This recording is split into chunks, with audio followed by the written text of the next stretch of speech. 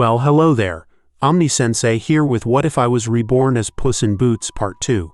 If you enjoy this content, please smash the like button. If you haven't already, please subscribe to the channel. Don't forget to check out the original story linked in the description. I hope you enjoy listening to it. Gallop, gallop, gallop. In a forest of towering trees, a horse raced forward along a dirt road.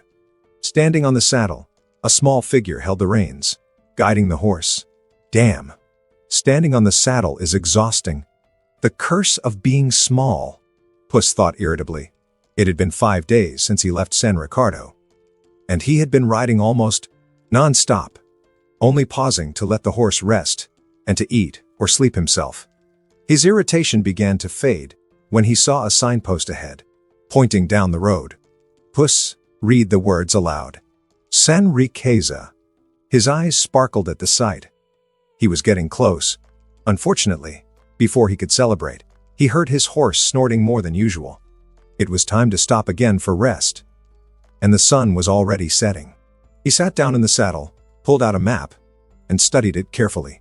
I should arrive tomorrow, Puss thought, after analyzing the route. Soon, he found a small clearing a little further ahead, and leaped off the horse onto the ground. Come on, amigo.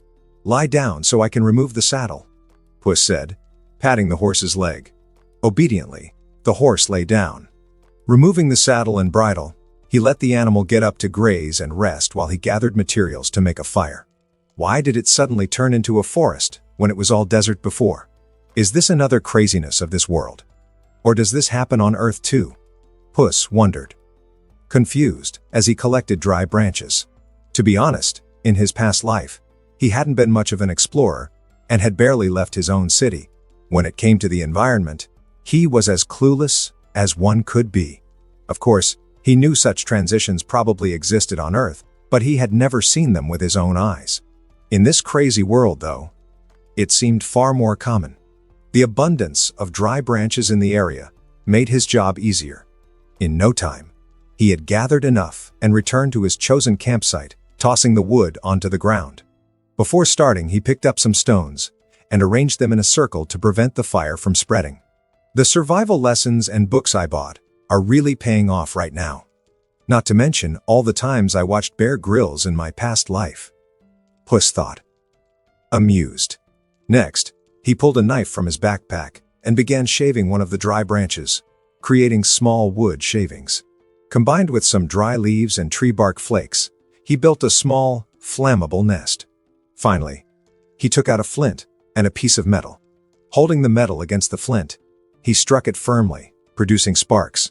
After a few tries, the embers landed on the nest, and a thin wisp of smoke rose. Puss crouched and blew gently, encouraging the embers. Soon, a small flame flickered to life. Carefully, he added the dry branches on top, making sure the fire could breathe. Within moments, the campfire was burning. He then stood up and stretched his back. Sniffing the air lightly a few times, he suddenly paused. His eyes narrowed toward the east, and a grin spread across his face.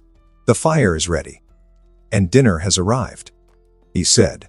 Then, with a leap toward the east, he bolted forward at an incredible speed on all fours, leaping onto a tree. His landing was so soft that the branches didn't even shake.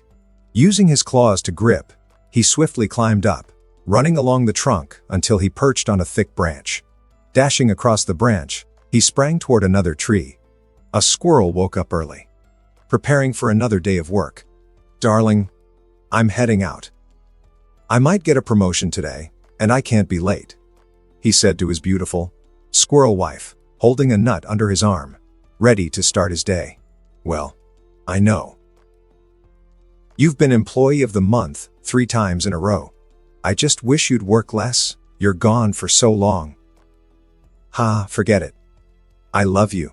She complained a little, but in the end, knowing he wouldn't change his mind, she simply sighed and spoke lovingly. As she spoke, she smoothed down the fur on his neck to make him look more presentable. The two stood at the entrance of their burrow, bidding farewell with a kiss. I love you too. I have to go. Separating from the kiss, he smiled at her and turned to leave. But the moment he turned, he saw two enormous slitted green eyes staring at him. Ah! The squirrel couple screamed in terror as a swift orange paw skillfully snatched them up. Monster! Let my wife go and take me instead. The husband squirrel gathered his courage and shouted, but the monster seemed to ignore him. As they were held in horror, they heard the voice of the terrifying monster that had captured them. Huh? Where's the third squirrel? The monster said in confusion, sniffing the air. Third? The husband asked, puzzled by the question. After sniffing again, the monster seemed to find what it was looking for and shoved its paw into their burrow. When it pulled it out, another male squirrel was caught in its grasp, screaming in terror. Ah! The first squirrel, now seeing another male squirrel inside his home, turned to his wife in disbelief. I can explain. The wife, shocked that her secret had been exposed, quickly tried to justify herself. But the squirrel needed no explanation. Bitch. Sizzle. Sizzle. Puss looked on in satisfaction as three skewered squirrels sizzled over the flames. The smell is good. Good thing I learned how to cook and brought spices, Puss thought, as he turned the skewers. When he had caught the squirrels, all he heard was squeak, squeak, so he had no idea of the bloody drama that had unfolded. Taking one off the fire, he took a bite and closed his eyes in satisfaction. Delicioso, he exclaimed. He had never eaten squirrel meat before, but for his feline taste buds, it wasn't bad at all. Finishing his meal quickly, he lay down for a light nap with a full stomach. He had trained extensively on how to sleep while remaining alert over the past 15 years, so he wasn't too worried about being caught off guard, not with his mutant cat instincts and senses. As he lay there, watching the stars pass overhead before drifting into sleep, Puss recalled the man who had asked for his help. He had looked desperate and terrified.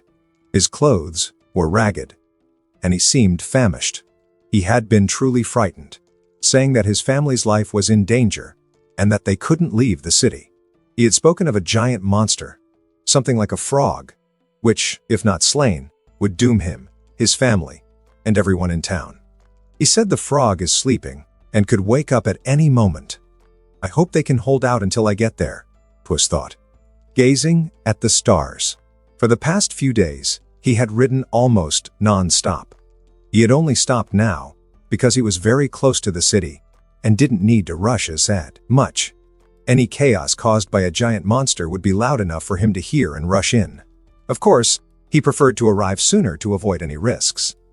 But his horse was exhausted, and so was he, neither of which would be good for battle. Under that sky, so full of stars, it felt like he could see the entire universe with the naked eye. A view he would never have had on Earth. For some reason, Puss felt lonelier than ever.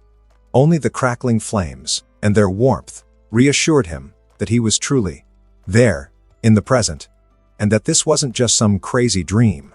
His eyes slowly closed as familiar faces passed through his mind, either giving him strength in the darkness and solitude, or only making him sink deeper. Mama, Humpty, I wish you were here. With those thoughts, his eyes gradually shut, and he drifted into the world of dreams. Puss was in the middle of his nap when suddenly his ears twitched. His eyes snapped open, and in a single motion, he leaped to his feet without a moment's delay. Quickly, he grabbed his hat from the ground, placed it on his head, and turned toward the northern forest, standing still. But only the sound of the wind filled the air. His eyes narrowed slowly. Someone was watching me from afar, I'm sure of it. But they're already gone, he thought, feeling a slight chill from his instincts. Something was wrong. He could feel it. That wasn't just someone passing by. He had clearly been observed on purpose. Puss looked up and saw that dawn was breaking. I don't know what's happening, but I have a bad feeling. I better hurry to the city, Puss thought. And without hesitation, he scraped some dirt with his boot and tossed it onto the fire, extinguishing the embers. With that done, he grabbed his backpack and approached his black horse, who now seemed well rested. Tornado. We have to go, he called his horse, toward the saddle he had placed on a tree stump. Snort! The horse snorted, nodding its head up and down, as if agreeing with Puss. Tornado was a horse Puss had spent a lot of money on years ago, raising him ever since. He was intelligent, courageous, and loyal, not to mention a breed known for its strength and speed. His body was entirely black, and Puss had named him Tornado in honor of Zorro's horse. Puss quickly placed the equally black saddle onto Tornado's back as the horse lay down before him. Tightening the straps, he checked that everything was secure, then slipped the bridle into his mouth and passed the reins over the back of his neck. Giving him a gentle pat and stroking his face, Puss spoke. "Let's go, amigo. We have a city to save." With Puss's words, the horse stood up. Puss leaped into the saddle, gripping the reins tightly. "Yeah," he shouted, snapping the reins. "Nay." The black horse reared on its hind legs before charging forward at full speed. With the wind whipping against his face, Puss swiftly cut across the road. Slowly, the outline of the city came into view, but the moment he saw it, a powerful tremor shook the ground, making his heart pound. Tremble. Puss quickly climbed onto Tornado's head, scanning the area, but he saw nothing. Everything seemed just as peaceful as before. Tremble. Puss searched frantically, but still, nothing. This sounds like tremble. Jumps? Puss's eyes widened as a massive shadow loomed over him, swallowing his body and the surrounding area in darkness. Looking up, everything seemed to move in slow motion. In the sky, the underside of a colossal green frog was clearly visible. The frog was tracing an arc through the air. Likely, with this last jump, it had emerged from the forest, which was why Puss hadn't seen it earlier. Slowly, the shadow lifted from Puss's body as the enormous frog, like a moving building, landed far from him, but dangerously close to the city. Tremble. No! Puss's eyes widened in horror as he saw the giant frog so near the city. Tornado! Puss roared. His horse, though slightly unsteady from the tremor, did not hesitate upon hearing his master's cry and galloped forward with all his might. Standing on the saddle, Puss suddenly released the reins, throwing his backpack to the side, where it smashed against the ground at high speed. With sharp eyes and a serious face, Puss took a few steps back along Tornado's body, reaching the very edge of his haunches, and took a deep breath. "Sorry about this, amigo, but I'll get you 10 apples later," he said, apologizing to his horse, but never taking his eyes off the frog. Doubt flickered in the horse's eyes, but soon, he understood what his master intended. Without hesitation, Puss sprinted forward, crossing over the horse's body and neck. And with a final step on his head, he shot forward like a bullet. His sharp eyes calculated every movement, and in mid-air, he executed a twisting motion, increasing his momentum through some distorted logic. He was practically flying, rapidly closing the distance to the frog. His body latched onto the frog just seconds before it jumped again. His sharp claws extended, gripping tightly as the wind from the frog's leap whipped against his fur. Gritting his teeth, he released one paw, stretching to grasp a higher point. Repeating the motion with his other paw and feet, he climbed rapidly, but before he could go far, gravity took hold. The frog began to fall. Puss suddenly felt weightless, now moving with gravity, and he rushed across the frog's body until he reached its head. His eyes darted downward. The ground was already dangerously close, and the frog was landing at the city gates, where stunned guards stared at their impending doom in disbelief. Damn it! Puss gritted his teeth, but there was nothing he could do. Tremble.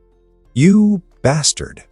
Puss clenched his jaw as he saw the frog, completely unbothered, pick up wooden beams and pillars, some still stained with blood, and toss them into its mouth. Though he didn't understand why the frog was eating rocks, he knew he had to take it down quickly before it destroyed the rest of the city. The frog is too big for my sword or claws to deal real damage. I need a weak point, Puss thought, locking onto its eyes. Without hesitation, he ran and leaped onto one, driving his blade directly into the eye up to the hilt. Quay. The frog's belly inflated in panic, and it retracted its eyes, shutting them tightly as it jumped in fright. Shit. Puss quickly yanked out his sword, his heart sinking as he saw the frog leaping deeper into the city. Tremble. Luckily, it landed in an open space where there were no people. Knocking over an obelisk in the town square, Puss saw the obelisk and had an idea. If I rely only on my sword, I could kill it by slowly tearing its belly open. But it'll thrash around and might kill a lot of people. I need to finish this quickly. Without hesitation, he leaped from the frog's head toward the fallen obelisk. The frog, seeing the tiny flea that had wounded it leap away, glared furiously with its good eye and launched its tongue at him with surprising speed. Puss's eyes widened. He was still mid-air, unable to dodge. He knew just how sticky that tongue was. If it hit him, he'd be swallowed whole. Seeing the tongue approaching rapidly, Puss couldn't afford to waste time. Grabbing the collar of his black cape, he pulled it from his neck and covered the side of his body where the tongue was about to strike. Swoosh! The tongue slid across the cape and struck directly at the tip of the obelisk. Puss's eyes gleamed, and shifting his grip on his sword to a reverse hold, all while still in midair, he mercilessly plunged the tip of his blade deep into the giant frog's tongue with violent force. The frog, which had intended to abandon the obelisk after missing its target, suddenly felt a sharp and agonizing pain in its tongue and instinctively retracted it as fast as it could. But in doing so, it ended up pulling the obelisk along with it. As Puss felt himself being dragged rapidly by his sword, he threw his cape onto the tongue, stepped onto it with both feet, and pulling out his sword, kicked the tongue forcefully, launching himself away. As he propelled himself, he passed his right boot through the cape's collar and yanked it along, refusing to abandon it. Still soaring through the air, Puss sheathed his sword, leaned down to his boot, freed the cape from where it had been hooked around it, then draped it smoothly around his neck. With a satisfied grin, he placed his hands behind his head and took a moment to enjoy the view, completely unbothered by his airborne state.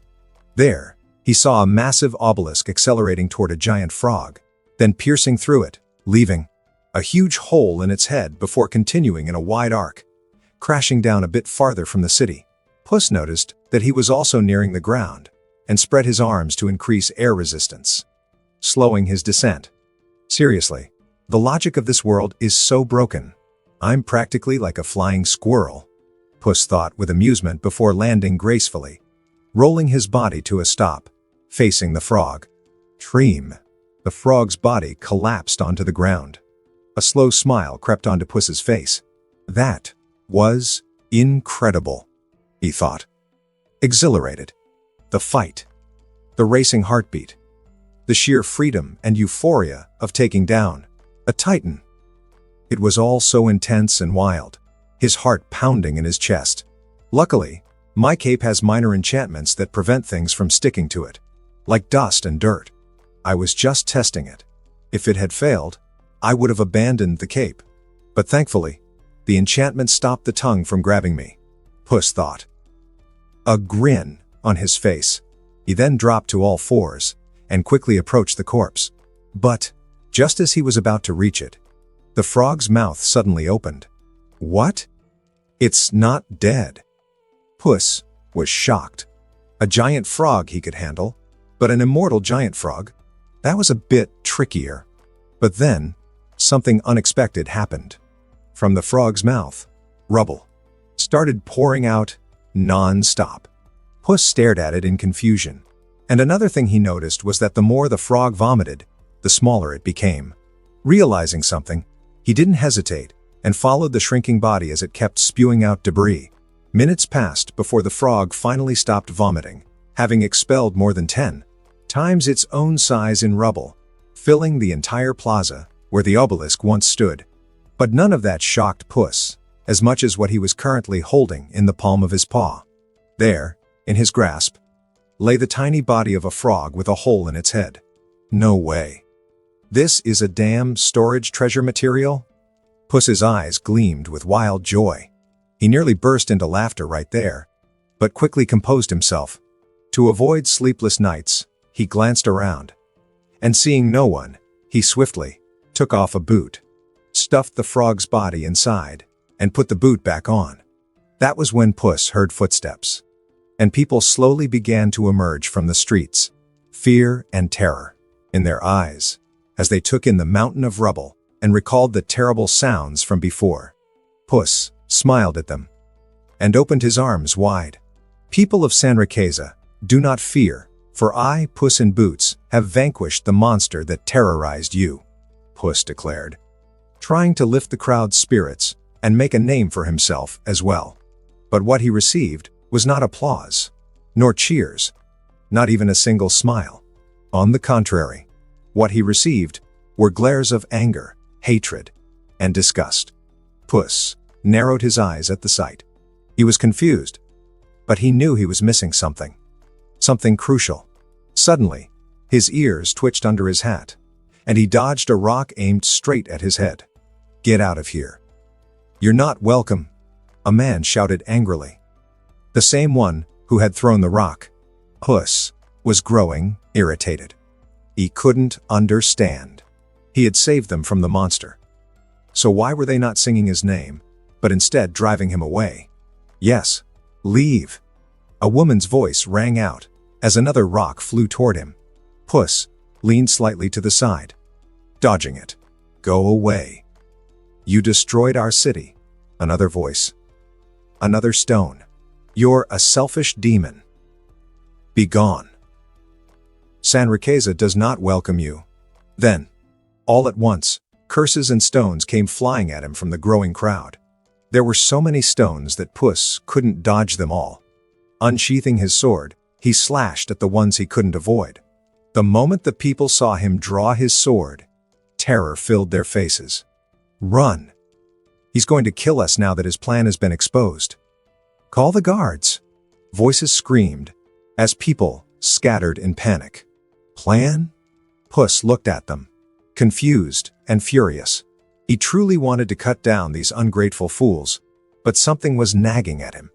"This reeks of a conspiracy," Puss thought, his eyes solemn. But before he could decide what to do, the sound of heavy footsteps and clanking metal rang out, approaching him. "Stop right there. Puss in Boots. Surrender for the crimes you have committed." A man in armor, leading several guards, ordered with a heavy tone, his eyes red with hatred as they surrounded Puss. "What is wrong with you people? What crime have I committed, besides saving this ungrateful city?" Puss, beyond words with anger, demanded fiercely. The guards encircled the small cat, their swords trembling slightly as they pointed them at him. Beyond their anger, they also felt fear, for they knew that this very cat had brought down that monstrous beast. The leader, too, was afraid. But his rage was stronger. "Do not play innocent." Old Lago had already warned us that he discovered a cat waking the devourer, who had slumbered for over 200 years, guiding it to attack the city, just so he could defeat it and claim the glory of a hero. The man spat, full of hatred. Puss was stunned by what he heard. But what truly made his eyes widen was the name Lago. "Senor Puss in Boots, my name is Lago, and I beg you, save my city San Riqueza, save my family. We are about to be destroyed." That maldito. It was a trap. Puss clenched his teeth at the realization. But to the guards, the sight of Puss gritting his teeth only confirmed their suspicions. He was seething because his plans had been exposed. "Drop your sword. Surrender now, outlaw," the guard demanded, in a heavy voice. "Outlaw?" Puss's pupils contracted at the word. The guards took a step back, trembling as they saw the cat's eyes slit dangerously, sensing an imminent attack. "I am no outlaw. That man Lago came to my city begging for help, saying San Riqueza and his family were about to be destroyed by a monstrous frog. I am not guilty of these accusations. I was set up." "That old man lies," Puss argued. Though he doubted it would do any good, he would not surrender, in hopes of proving his innocence. If he could not bring justice with words, he would bring it with his sword. Outlaw, do not speak such wild lies here. Senor Lago is a model of virtue and kindness in this city. Why would he bring danger to the very place where his own family lives? For the last time, drop your sword and surrender, the guard demanded angrily. Puss coldly narrowed his eyes at everyone around him. I killed the frog and saved this city. I have never done what you accuse me of. My conscience is clean. If you attack me, you attack an innocent man, and I will fight back. I never lie, so if you value your lives, you better think carefully about who you choose to believe. Puss spoke in a low, icy tone. Then, stepping forward with firm strides, he didn't care if guards stood in his way. His steps did not falter for even a second. Feeling the dark and violent aura emanating from the cat, the guards instinctively took a step back in fear. And so, an astonishing scene unfolded. Puss walked forward steadily as the trembling guards parted to let him pass. Soon, Puss was about to leave the city unhindered when a figure stepped in his path. It was an old man, his white hair unkempt, a knife clutched in his hand. Puss's eyes burned with hatred at the sight of him. Lago, you old bastard! What grudge do you have against me to set me up like this? He demanded. His fists clenched in fury, but the old man only looked at him with sadness and a bitter smile. Senor Puss, I did not lie. If you had not come, my family truly would have died, and the city would have been destroyed. I am sorry for deceiving you, the old man said, his voice filled with sorrow and regret. Puss didn't fall for it.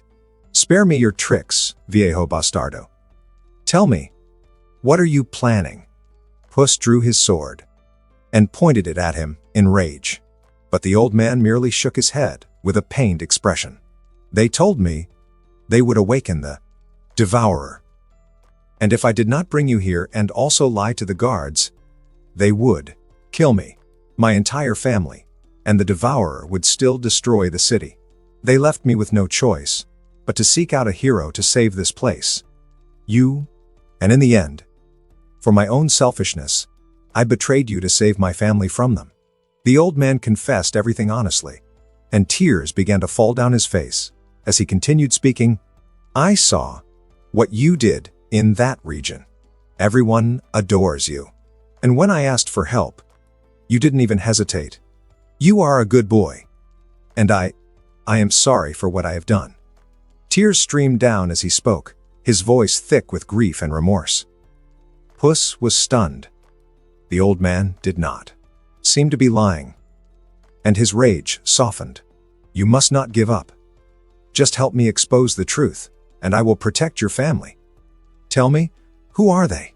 Puss pleaded, both eager to help the old man and desperate to clear his own name. He didn't care about being seen as an outlaw, but to be branded as someone who awakened a monster just to make himself a hero.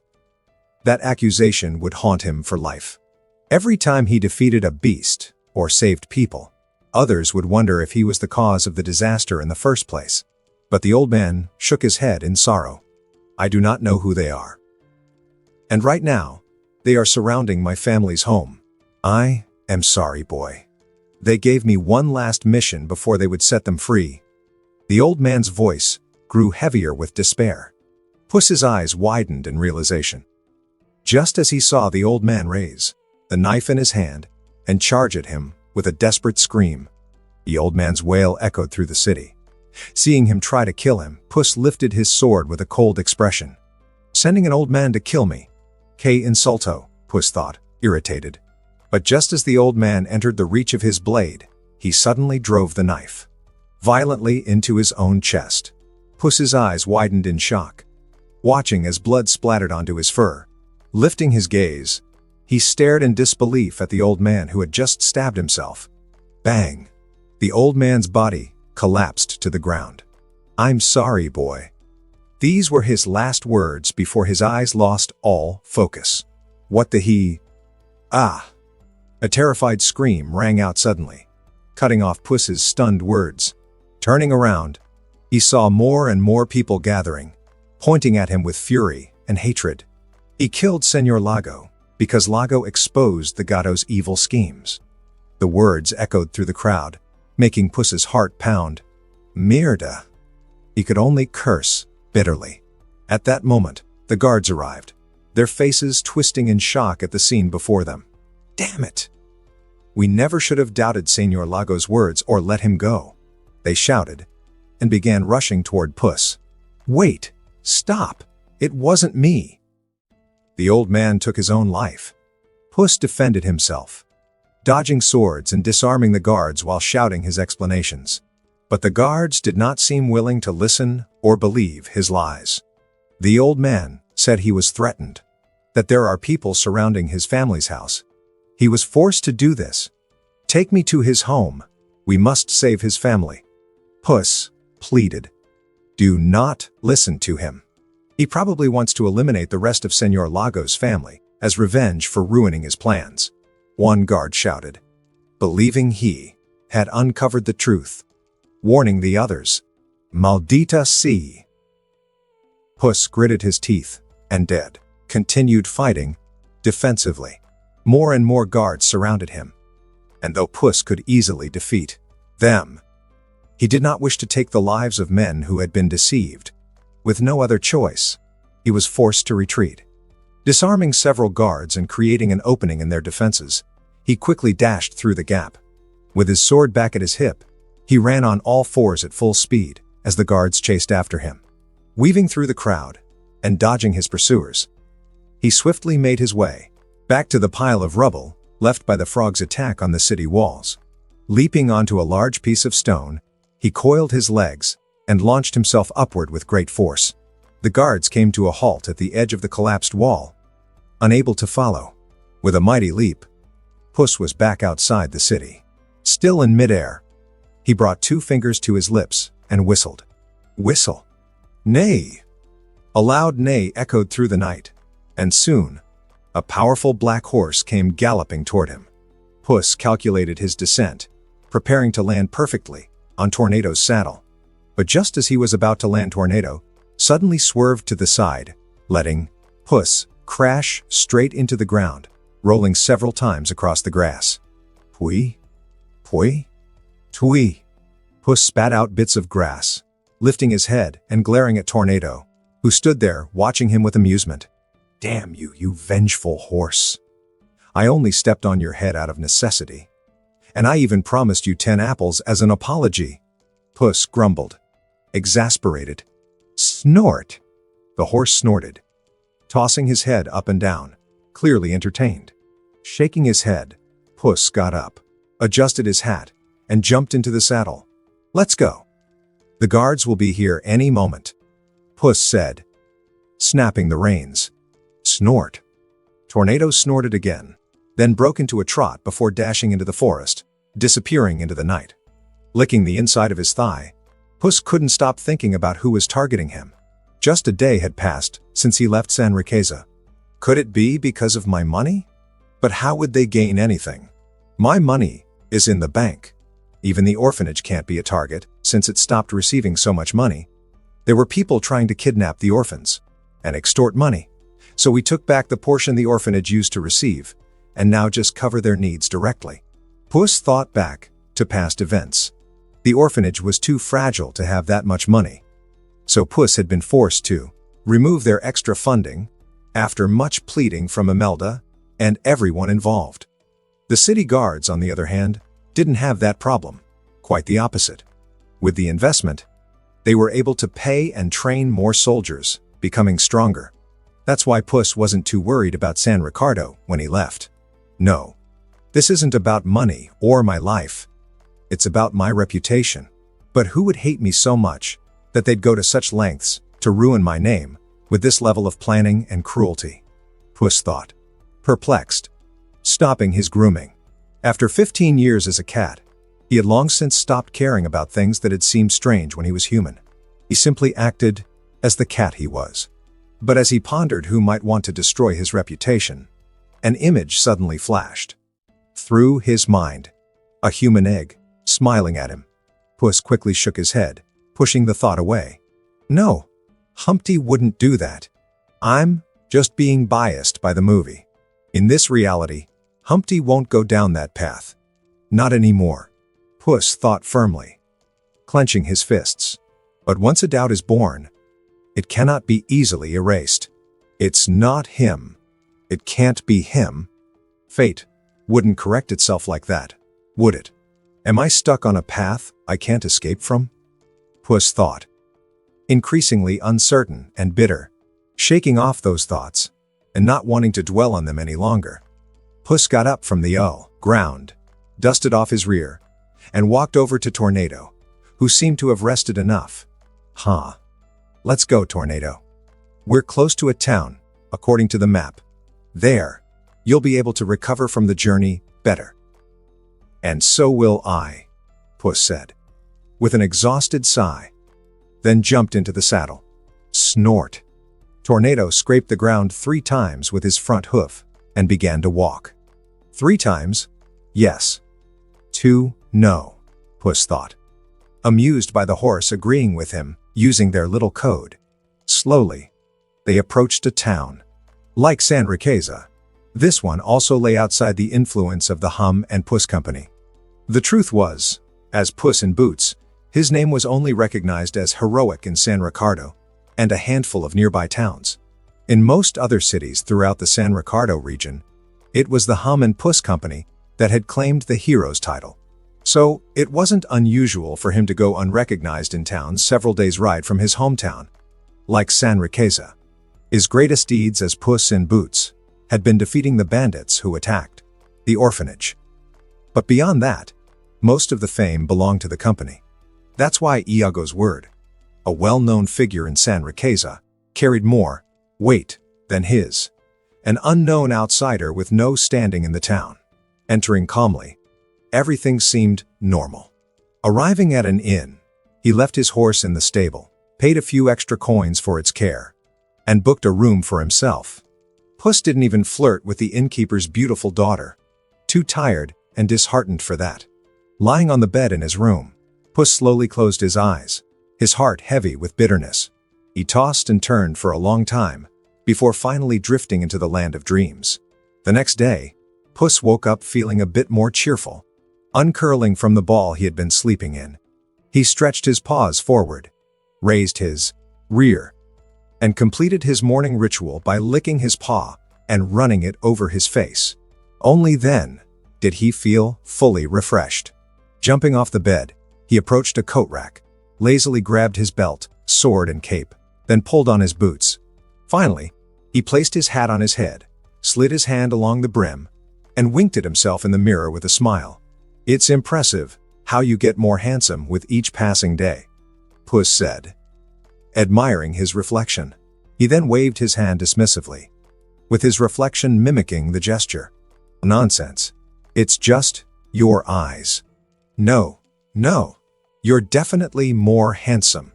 "Well, if you say so, I believe it." After his little session of narcissism, Puss smiled more lightly, feeling fully ready for the day. Reaching the door, he gave a little hop and grabbed the doorknob, which, with his weight hanging on it, caused the door to open.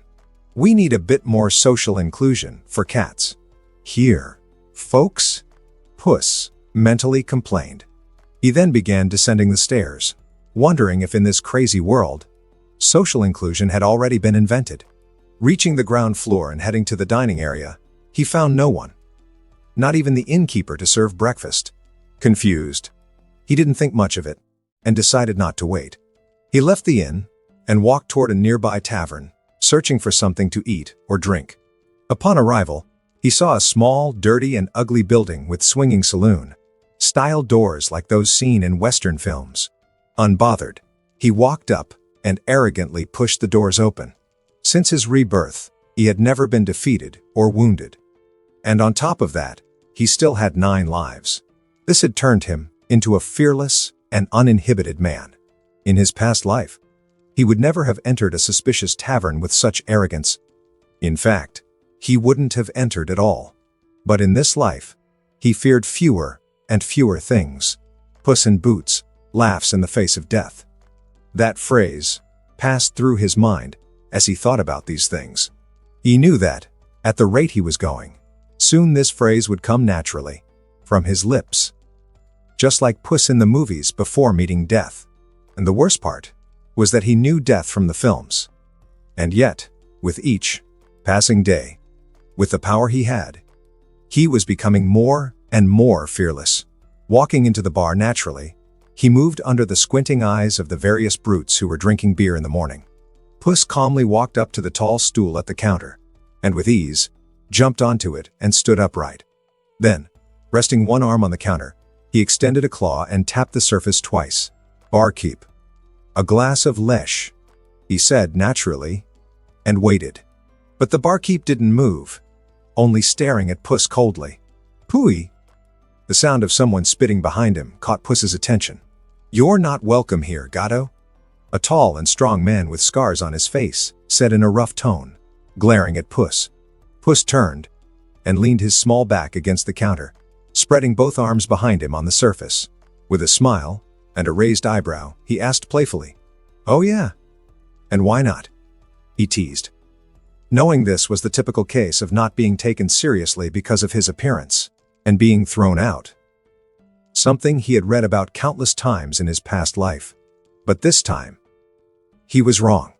"Because we don't want you bringing destruction to our town too." "Hero," the man said. And at the end, he pronounced the word hero slowly. Puss's eyes narrowed, and he stood up properly on his stool. "Where did you hear that?" Puss asked hoarsely, clenching his fists. "Get out, Gat!" The man refused to answer and started getting up angrily, but before he could move far, he froze. The cat that had been on the counter a second ago was suddenly on his table, with a sword pointed between his eyebrows. "Don't make me repeat myself," Puss said darkly. "I hear." The trembling man pulled a wanted poster from his table.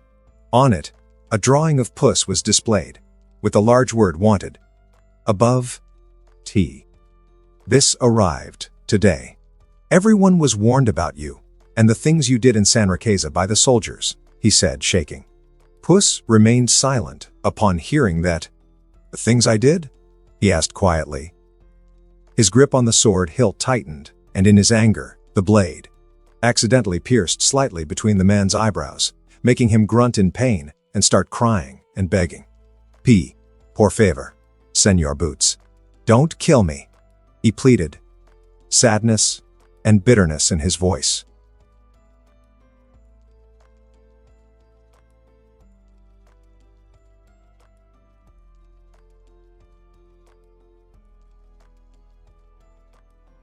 His voice snapped Puss out of his rage, and his eyes cleared. Only then did he notice the blood running down the man's face. He widened his eyes and withdrew the blade. "I'm sorry. I didn't mean to," he stammered slightly, embarrassed. Shaking the sword to rid it of the blood on the tip, he quickly sheathed it and left the tavern. "I have to go back to San Ricardo.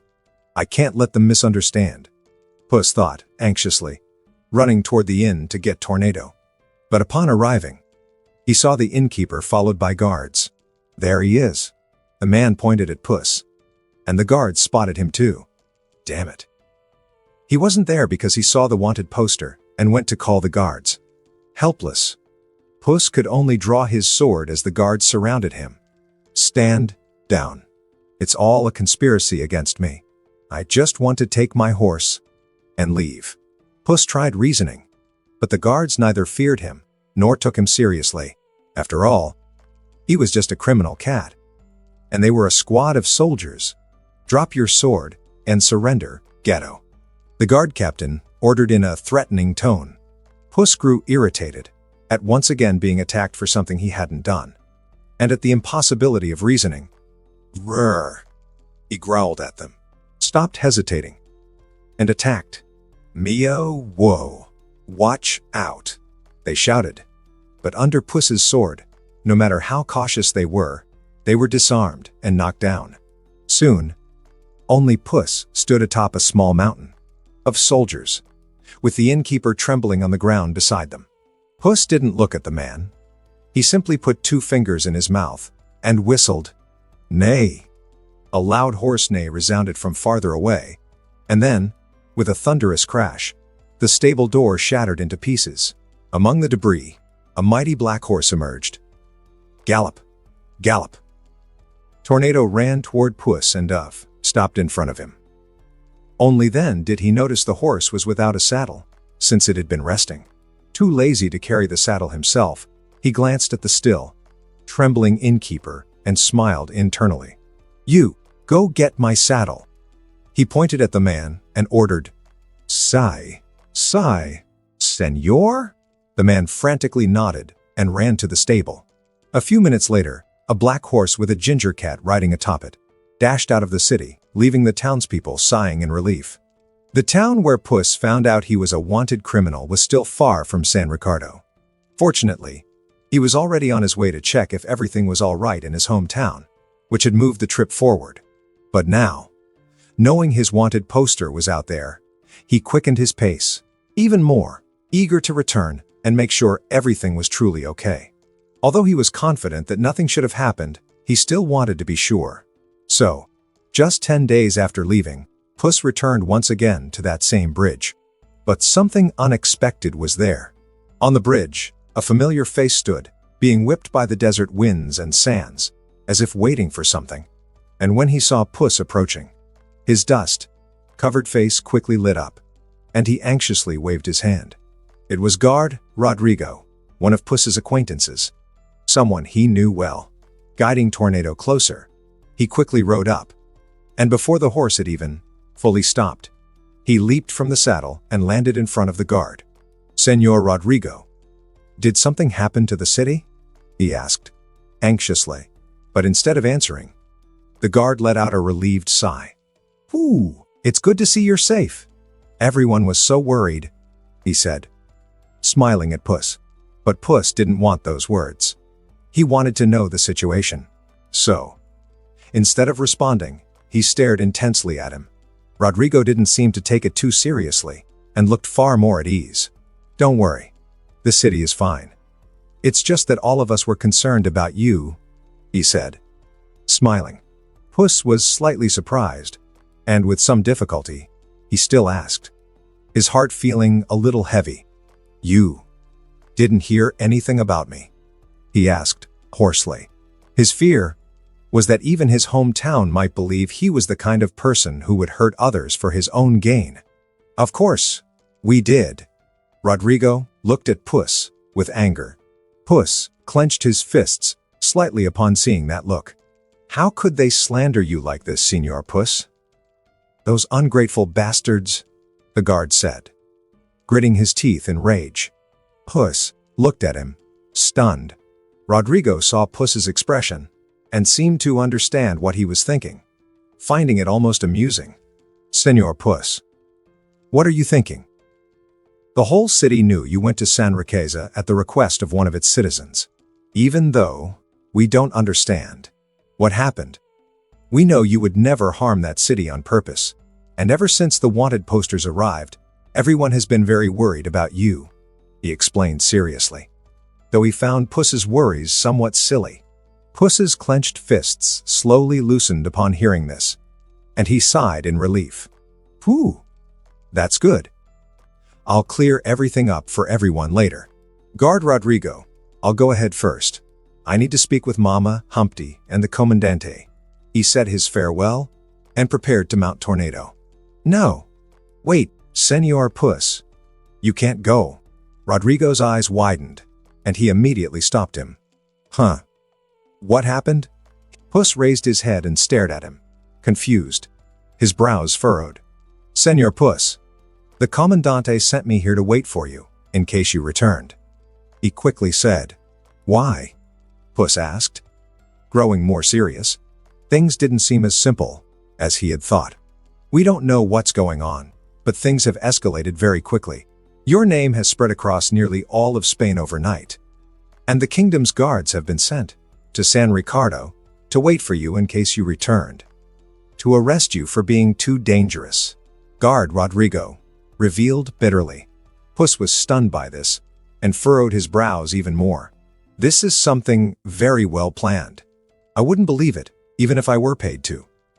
The fact that my name spread so fast has to be connected to the same culprit who sullied it in the first place.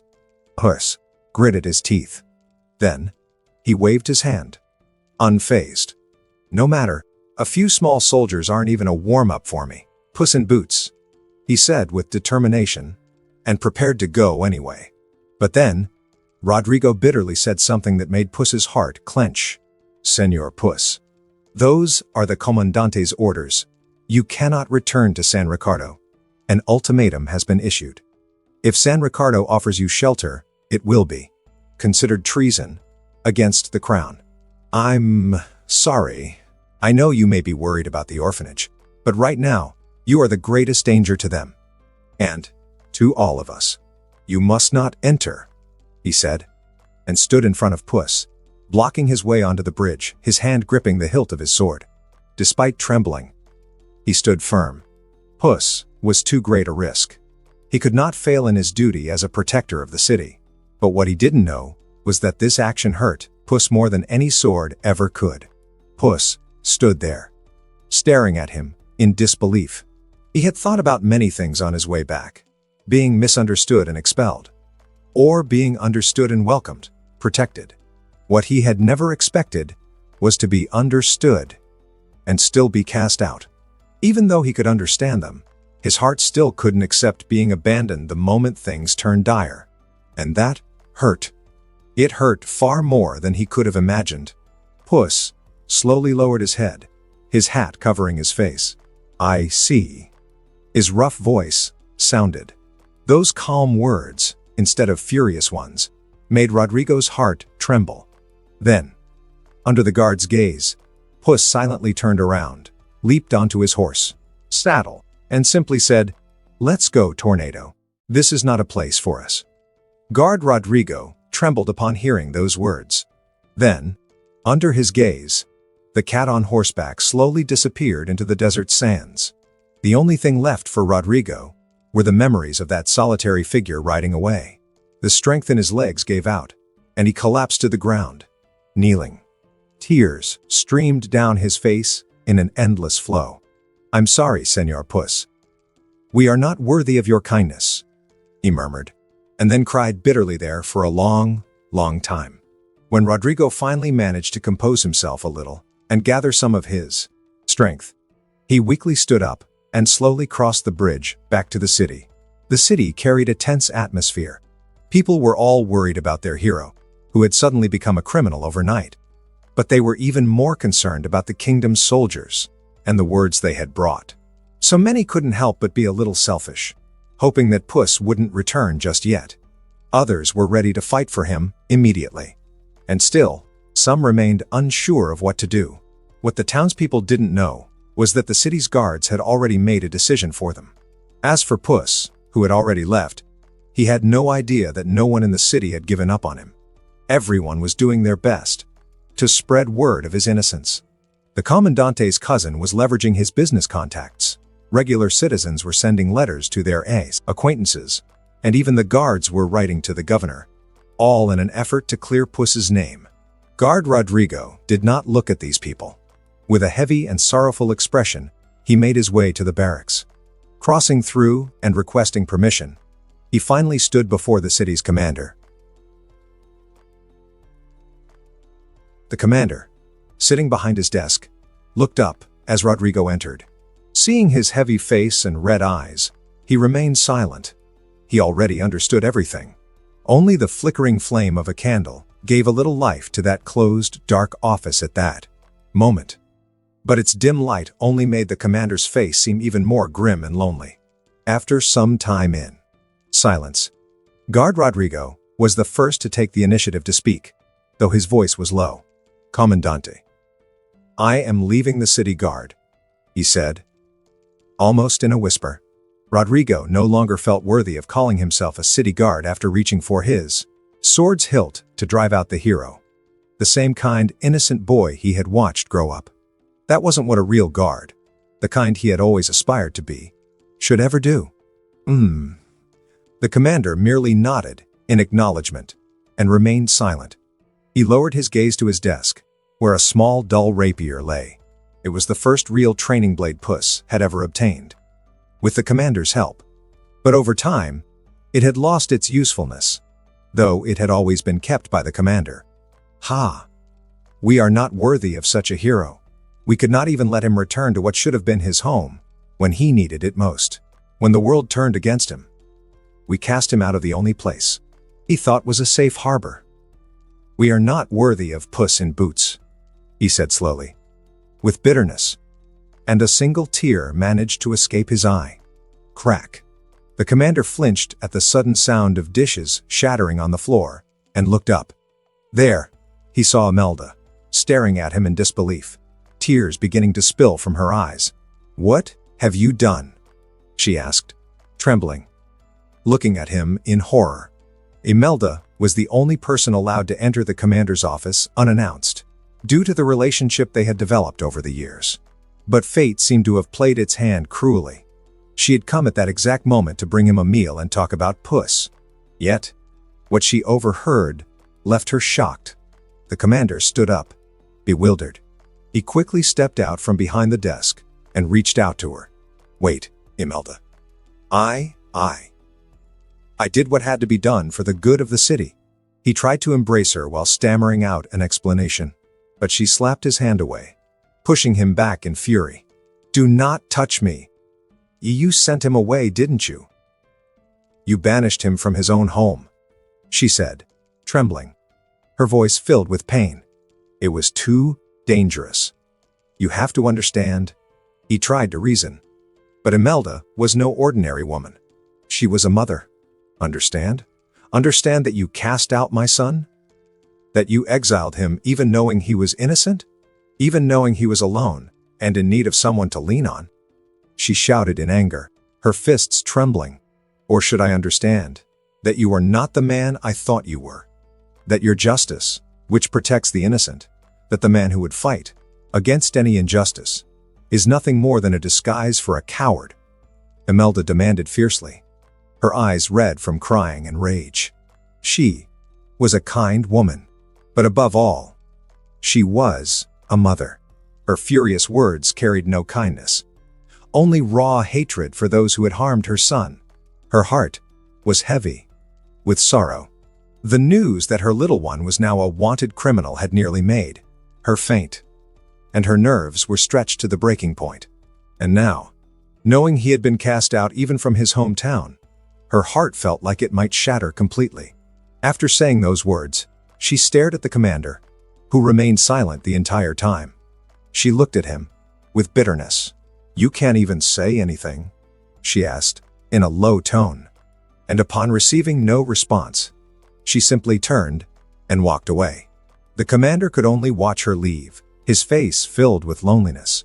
At that moment, the once strong commander, who had never feared anything and had always stood firm in his justice, for the first time, began to doubt himself.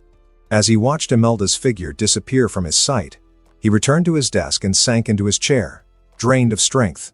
The commander then looked at Rodrigo, who had witnessed the entire scene. He then gave him a weak order. "Send some guards to keep watch. She will likely try to take a horse and go after him, but she does not know how to ride, and will never reach him. She will only get lost and die in the desert. After you take care of that, just turn in your things, and you may leave the guard." The commander issued his command and then lowered his head, preventing anyone from seeing his face. As Rodrigo left the room, the only sound that could be heard in the silent office was the soft patter of water droplets falling onto paper. Once he was far enough from the city, Puss raised his arm and wiped his nose, swallowing his tears. This time, he truly felt lonelier than ever since coming to this world. Funny how life works. I left San Ricardo full of excitement to go on an adventure by choice. But now, being driven out, it's harder to leave than ever. When I had a choice, I wanted to go. Now that I don't, I want to stay. He shook his head and muttered to himself. Then, looking at the vast desert ahead of him, his mind couldn't help but feel lost. Where should I go now? Puss wondered, dazed. Find the culprit? But where do I start? It could be anyone. I don't have a single clue. He tried to think of a suspect, but nothing came to mind. Puss had no real enemies, aside from the bandits he had defeated. And so, while thinking, his gaze unconsciously fell on his boot, and something sparked in his mind. I still have the frog's corpse. If I want to make use of it, I'll need someone skilled in the craft. The only one I know is the one who forged my sword. But he's not from Spain. Looks like I'll be leaving this region for a while, which is probably for the best. To let things settle down, Puss thought, his face heavy but resolved. With a goal in mind, he pulled the map from his horse's saddle and traced his path. Then, kicking up a cloud of dust behind him, he rode swiftly toward the port city that would take him far from this place. Del Mar. The journey was long. For days, he lived under the open sky and the dust of the desert, scorching heat beneath the blazing sun, and chilling cold under the silver moon. I hadn't realized how cold it was out here before, he murmured, curling up to sleep near a campfire, a bit of loneliness reflecting in his distant gaze. The loneliness seemed to make the journey even harder for Puss. And so, the days passed, his only companions being his horse and the venomous creatures of the desert. When he finally spotted a town a few days later, it was nearly nightfall. At the town's entrance, his wanted posters were plastered everywhere. The guard's watchful eyes scanned everyone who entered. Pulling a hood from his horse's saddle, he covered himself and tucked his hat away into his bag. The guards watched him with sharp eyes, but did nothing. They didn't recognize him. He didn't fear being recognized. He only wanted a peaceful night of sleep. That was why he disguised himself. And so it went in every town he stopped at. He used a cloak to hide his identity, avoiding trouble. Thankfully, this world had enough strange people that a small hooded figure on horseback didn't seem too unusual. But in every town he passed through, posters bearing his face were everywhere, and his name was slandered in nearly every corner. Puss said nothing, but buried all the bitterness and anger deep in his heart. This world he had come to love since arriving was starting to grow darker and more unfamiliar. It took a month of travel for Puss to reach the outskirts of Del Mar. That month felt like a return to the days when he was just a newborn kitten with no one to talk to. Well, this time he had Tornado. But Tornado didn't speak. With steady trots, Tornado slowly left the desert behind and entered a forested area, signaling they were close to their destination. As they stepped into the greenery, the footprints they had left in the sand were quickly erased by the desert wind. And somehow, as Puss looked back and saw this, it felt like the wind was trying to tell him something. That the marks he had made in this world were slowly being erased, too. He stared back for a long time, until the desert finally vanished from view. Crossing the city gates, his horse headed straight for the port. He had no intention of stopping. He just wanted to leave that place. As he thought this, his eyes fell on the wanted posters plastered on the walls. Even if I wanted to stay, I doubt they'd welcome me, he thought. Indifferent. Reaching the docks, he calmly slipped off his horse, and with the thud of his boots, landed on the ground. Puss looked around, scanning for his target, and soon found him. He walked toward a sailor who was giving orders to his crew. The man was dressed in captain's attire, vibrant and of good quality, clearly marking him as a merchant captain. "Mi amigo. How much to take me to the kingdom of far, far away?" Puss suddenly asked, startling the man. The man quickly turned and looked around, searching for whoever had spoken. It wasn't until he scratched his head, thinking he was just hearing things, that the voice spoke again, now sounding impotent.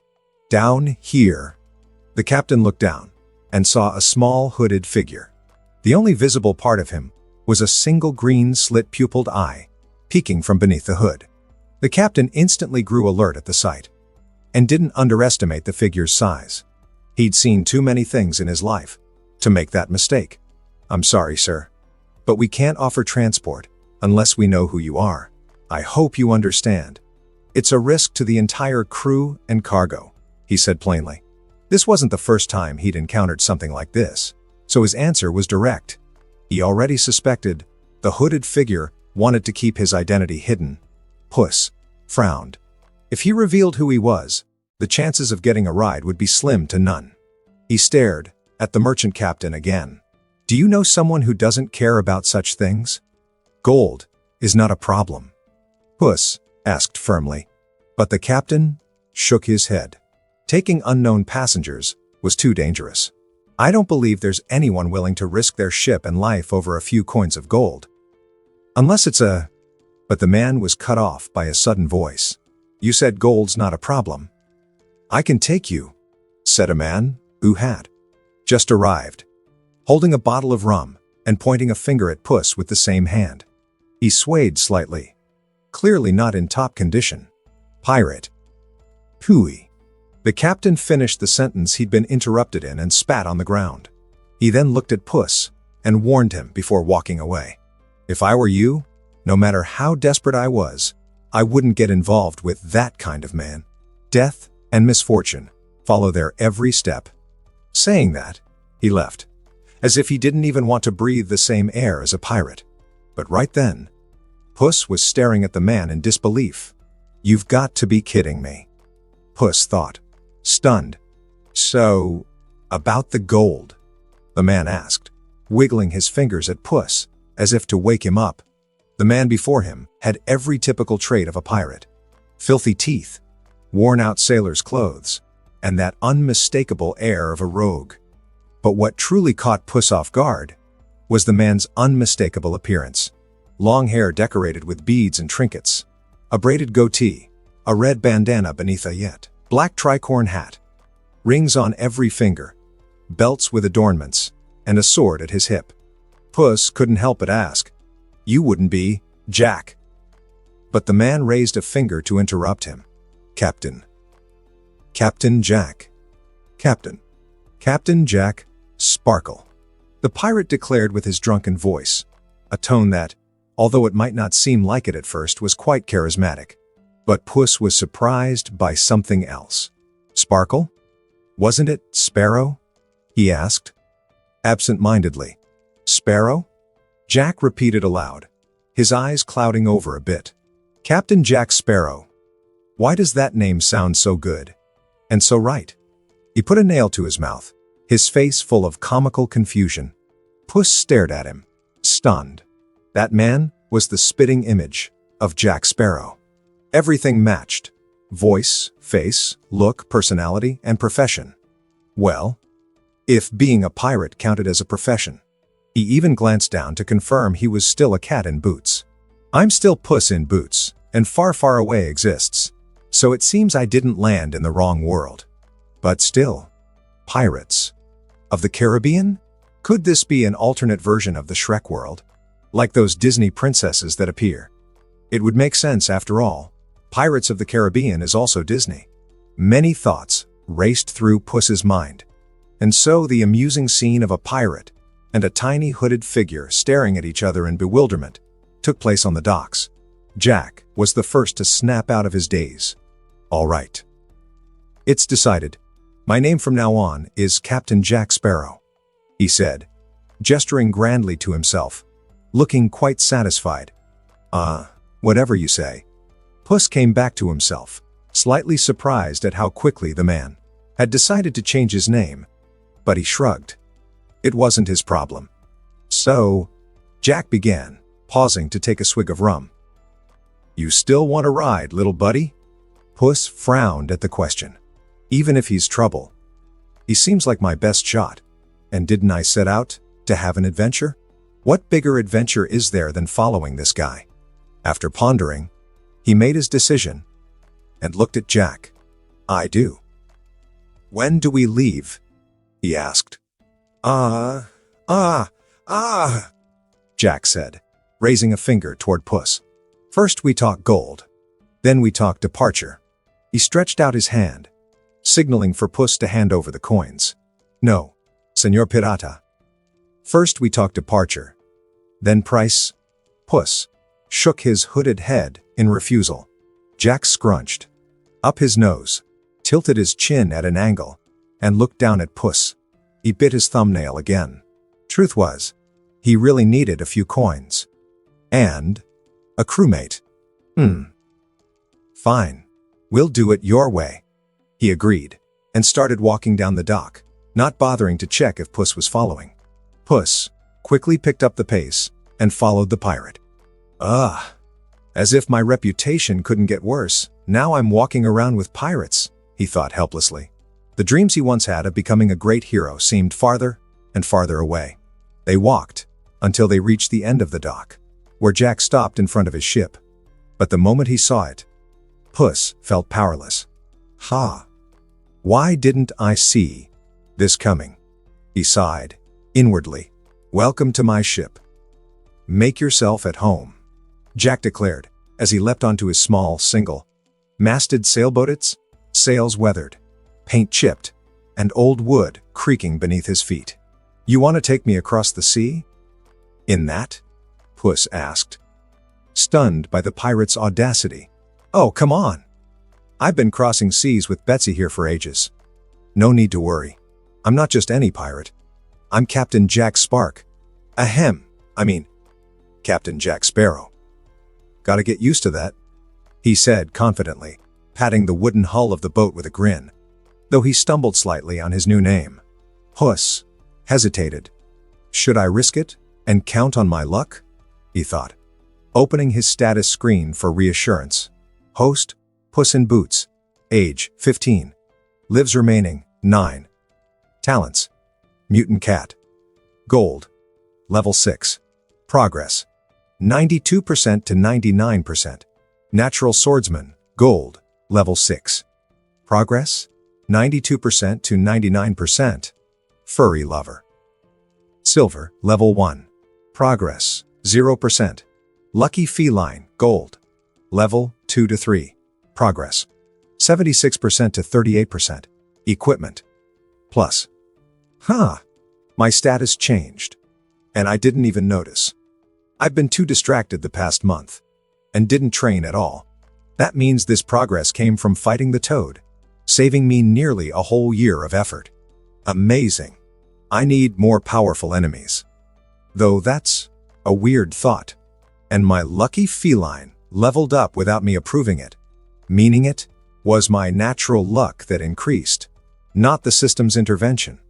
Probably tied to fulfilling my fate of being exiled from San Ricardo and becoming an outlaw.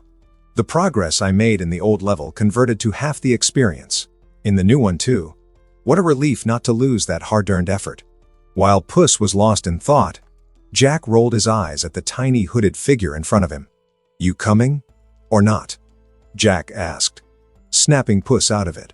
Narrowing his feline eyes, Puss decided to take the gamble. He believed he wouldn't die, thanks to his high level of luck. And even if he did, he didn't think luck would let him die 9 times. But above all, he believed in himself, and in the skills he had trained for years alongside his talent system. All right, mi amigo. I accept. Take me and my horse to far, far away, and 10 gold coins are yours, Puss said firmly, a small smile tugging at the corners of his lips. 10 gold coins? Wait. Horse? What whore? Jack gasped at the generous offer, but gave Puss a confused look at the mention of a horse. Just as he opened his mouth to ask, a loud neigh echoed across the dock. Neigh. Gallop. Gallop. Gallop.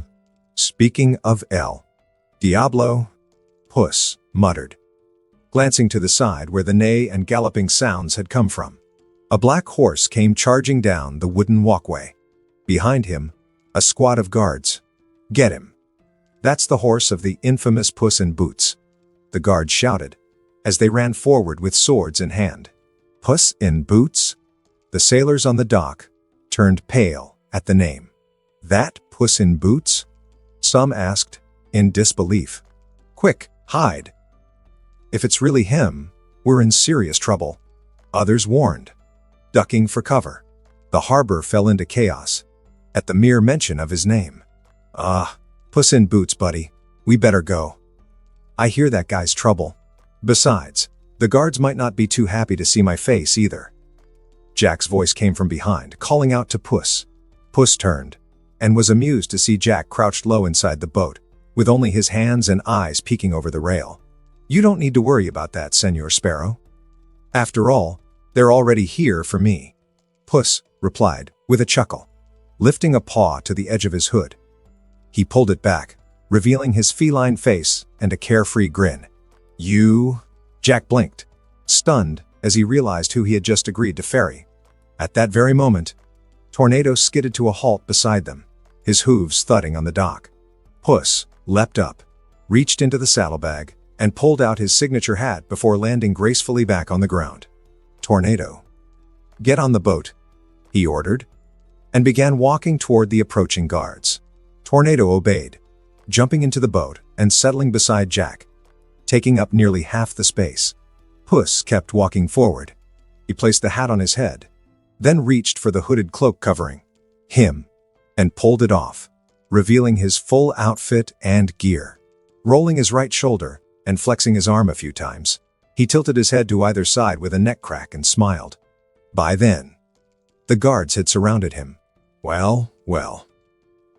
After a month without fighting, I'm feeling a little rusty, so let's warm up with this, Puss said, grinning as he placed a paw on his sword's hilt.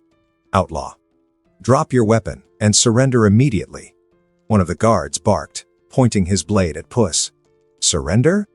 Puss raised an eyebrow. I think you don't know who I am, so let me introduce myself.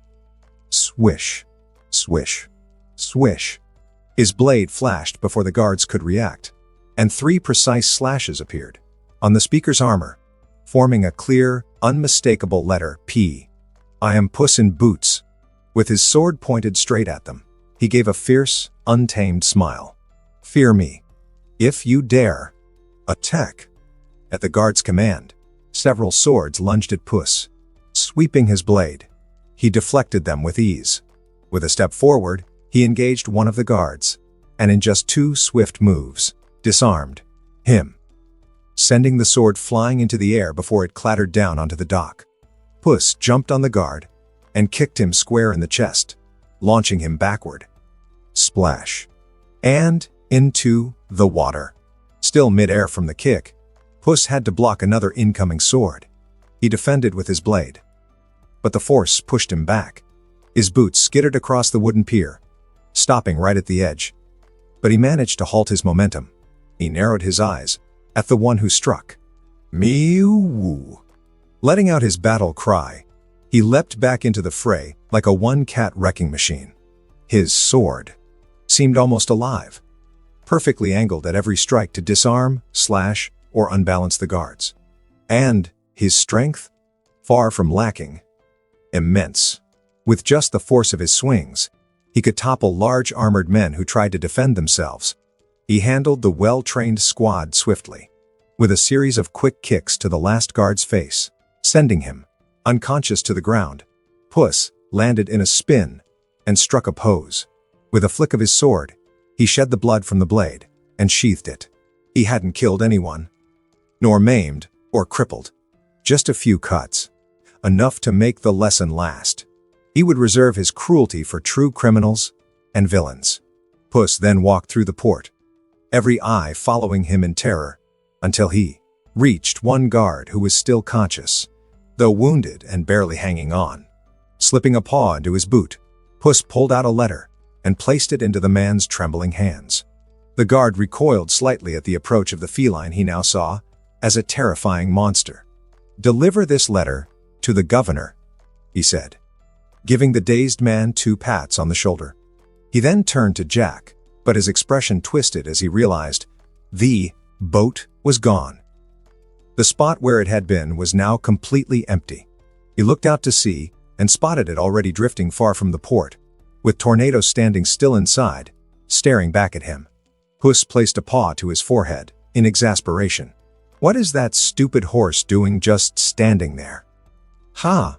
Well, at least it makes things easier, Puss thought, shrugging it off. Just as he was about to run after them, a loud voice shouted beside him. Ah, no! They stole my Luna! An old fisherman cried, pointing to the boat where Jack and Tornado were. His shock was so great, he forgot about the fearsome cat beside him.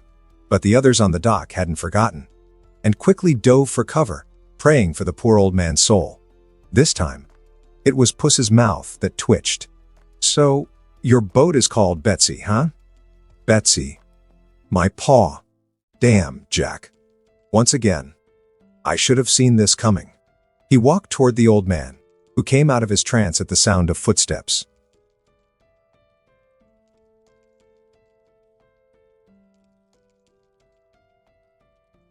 Turning, he nearly fainted upon seeing Puss.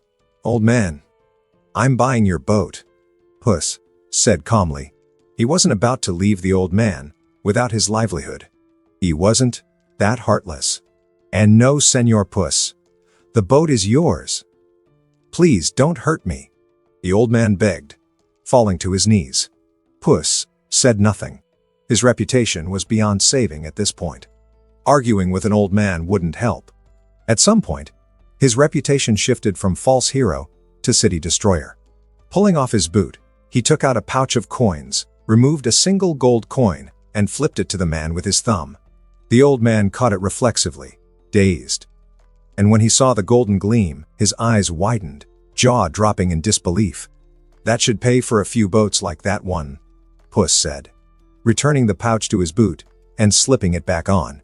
Then, crouching slightly, he pushed off with his back paws and dashed forward. His fore paws were almost a blur, like illusions from moving so fast, leaving only afterimages behind.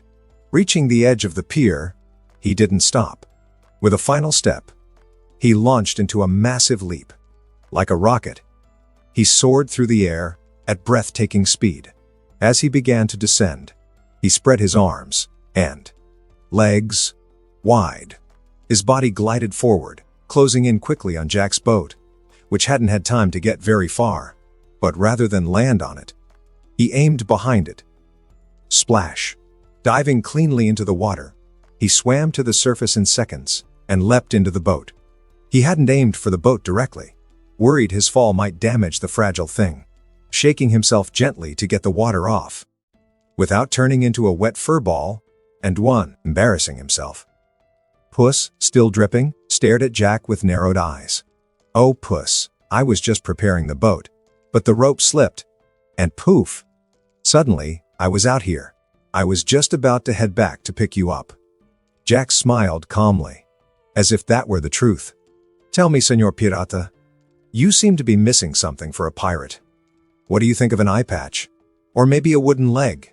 I can help," Puss replied with a calm smile, extending his paw, sharp, dangerous claws emerging from his fingertips. Jack yelped, stopping in his tracks and beginning to nervously chew his fingernail again. Then he paused and raised a finger. "I don't think I need those. After all, I'm already a successful pirate. But you're right. I am missing some pirate essentials, like gold and a ship. Maybe you can help with those," Jack said with a grin. Puss rolled his eyes, sheathed his claws, and sat down on the floor, leaning, his back against the side of the boat, arms crossed, one leg stretched out. "Senor Sparrow, you said this boat was yours, and that you had sailed across the seas in it. But since it's stolen, that claim seems rather falso. Speaking of which, I paid 1 gold coin for the boat. It's yours now. Your commission just dropped to 9 coins, Puss said indifferently, gazing out at the vast open sea. Jack had just raised a bottle to take a swig when he heard that, and immediately spit it out. "Cough! Cough! You said you paid a gold coin for this broken boat? And it was my gold coin." Jack looked at him in horror. Puss gave him a playful look. "Congratulations, Senor Sparrow. Today is your lucky day. You made 2 wishes. One was for a boat, the other was for gold. The boat has been granted. Take me to far, far away, and you'll get the gold." Puss smiled. He then removed his hat, placed it over his face, and closed his eyes to rest, not caring about Jack's grumbling. His heart slowly calmed with the rocking of the boat and the soft sea breeze. Puss in Boots was leaving Spain. "You didn't even check if the boat had supplies before setting sail?" Puss looked helplessly at the unconcerned Jack Sparrow, who was casually peering around with a spyglass. They had been sailing for a few hours. When Puss asked about supplies, he found out there was nearly nothing aboard. Of course, he had a few things in Tornado's saddle, but it wouldn't last long. And without food or water at sea, it was certain death. "Nope," Jack replied, completely unconcerned. "Don't you think? I don't know that you're damn unprepared," Puss said, irritated, massaging his forehead. Clack. Jack closed the spyglass and looked at Puss. "What are you talking about? I'm the most prepared pirate there ever was. Have you ever seen a pirate so prepared that he keeps a backup bottle of rum?" Jack asked, with a smile, one hand on his hip. He then pulled a leather pouch from inside his coat. Smiling, almost cross-eyed at the drink pouch, he opened it and raised it to his lips. But then, he pulled it away and looked at it suspiciously, shaking it in the air. No liquid came out. Jack closed it up and tucked it back in his coat with a solemn look. "We're in trouble. The rum is gone." Puss rolled his eyes at Jack's seriousness about the rum. "Well, now that we share similar concerns, what does our great captain plan to do?" Puss asked, raising an eyebrow. Jack thought aloud and pulled out his compass. Puss's eyes sparkled when he saw the compass. If that thing works like it does in the movies, it's quite something, Puss thought. He paid close attention to Jack's eyes, since he was too short to see the compass directly. Puss noticed Jack's eyes moving slightly with the compass. And with his excellent vision, he could even see, in the reflection of Jack's eyes, the needle moving erratically, until it finally pointed in a direction. "It's real. We've got a heading, mate." Both their eyes lit up, but for very different reasons. Jack stood and took the helm. "Mr. Boots, adjust the line to port," Jack said seriously, eyes on the horizon. But Puss didn't move and just scratched his head, looking around. "Captain? Apparently, I know nothing about sailing." Eventually, unsure of what Jack meant, he shrugged and spoke. Jack looked at him, puzzled. "Nothing?" he asked. "Nothing," Puss nodded. "Isn't that common sense?" Jack stared at him like he was seeing an alien. "Not where I come from," Puss half stated, half asked. Not even he was sure if people back in San Ricardo knew how to sail. But he believed they didn't. Jack kept staring at him strangely for a moment, but finally just shrugged. "This is the first time I've sailed with someone who knows nothing about sailing. Even kids know the basics. But I guess we can't expect normal things from a place that gives boots to cats," he said, and went off to do everything himself. "Estoy sin palabras," Puss muttered helplessly. "In English, please," Jack said while adjusting the sails. "I said I can't argue with what you said," Puss shrugged and began analyzing what Jack was doing. With his fast learning ability from being a mutant cat, he would soon become a decent sailor if he kept watching and learning. Puss realized it was probably truly the first time Jack had met someone who knew absolutely nothing about sailing. After all, Jack lived at sea, and everyone he dealt with usually knew at least the basics. As the boat kept moving, it didn't take more than a few hours before they spotted a ship in the distance, heading in their direction. Could this be the compass's target? Wouldn't be surprising. Maybe Jack's biggest desire at the moment is the nearest rum, Puss thought. But to Puss, it didn't matter whether it was the compass's target or not. That ship was what he needed right now. Yet, their small boat suddenly started veering off course. "What are you doing?" Puss frowned at Jack, who had changed their heading. "That, my little feline friend, is a pirate ship. So unless we want to be blown to bits by their cannons if they're in a bad mood, we better run." Jack shook his head at him and kept steering. "Why are you making things complicated? It's even better if they're pirates. We just have to defeat them before they fire a single shot. And then the ship, the supplies, and the crew are ours," Puss said, grinning with excitement. He had been worried about sailing all the way to far, far away in their head. Tiny boat. But that pirate ship ahead wouldn't have those issues. "Are you insane? How are we going to do that, just the two of us?" Jack looked at him, stunned. "Did you forget who I am? Leave it to me. Just trust me. Besides, They've already seen us and picked us as a target. We might as well go straight to them and follow my plan." Puss said confidently.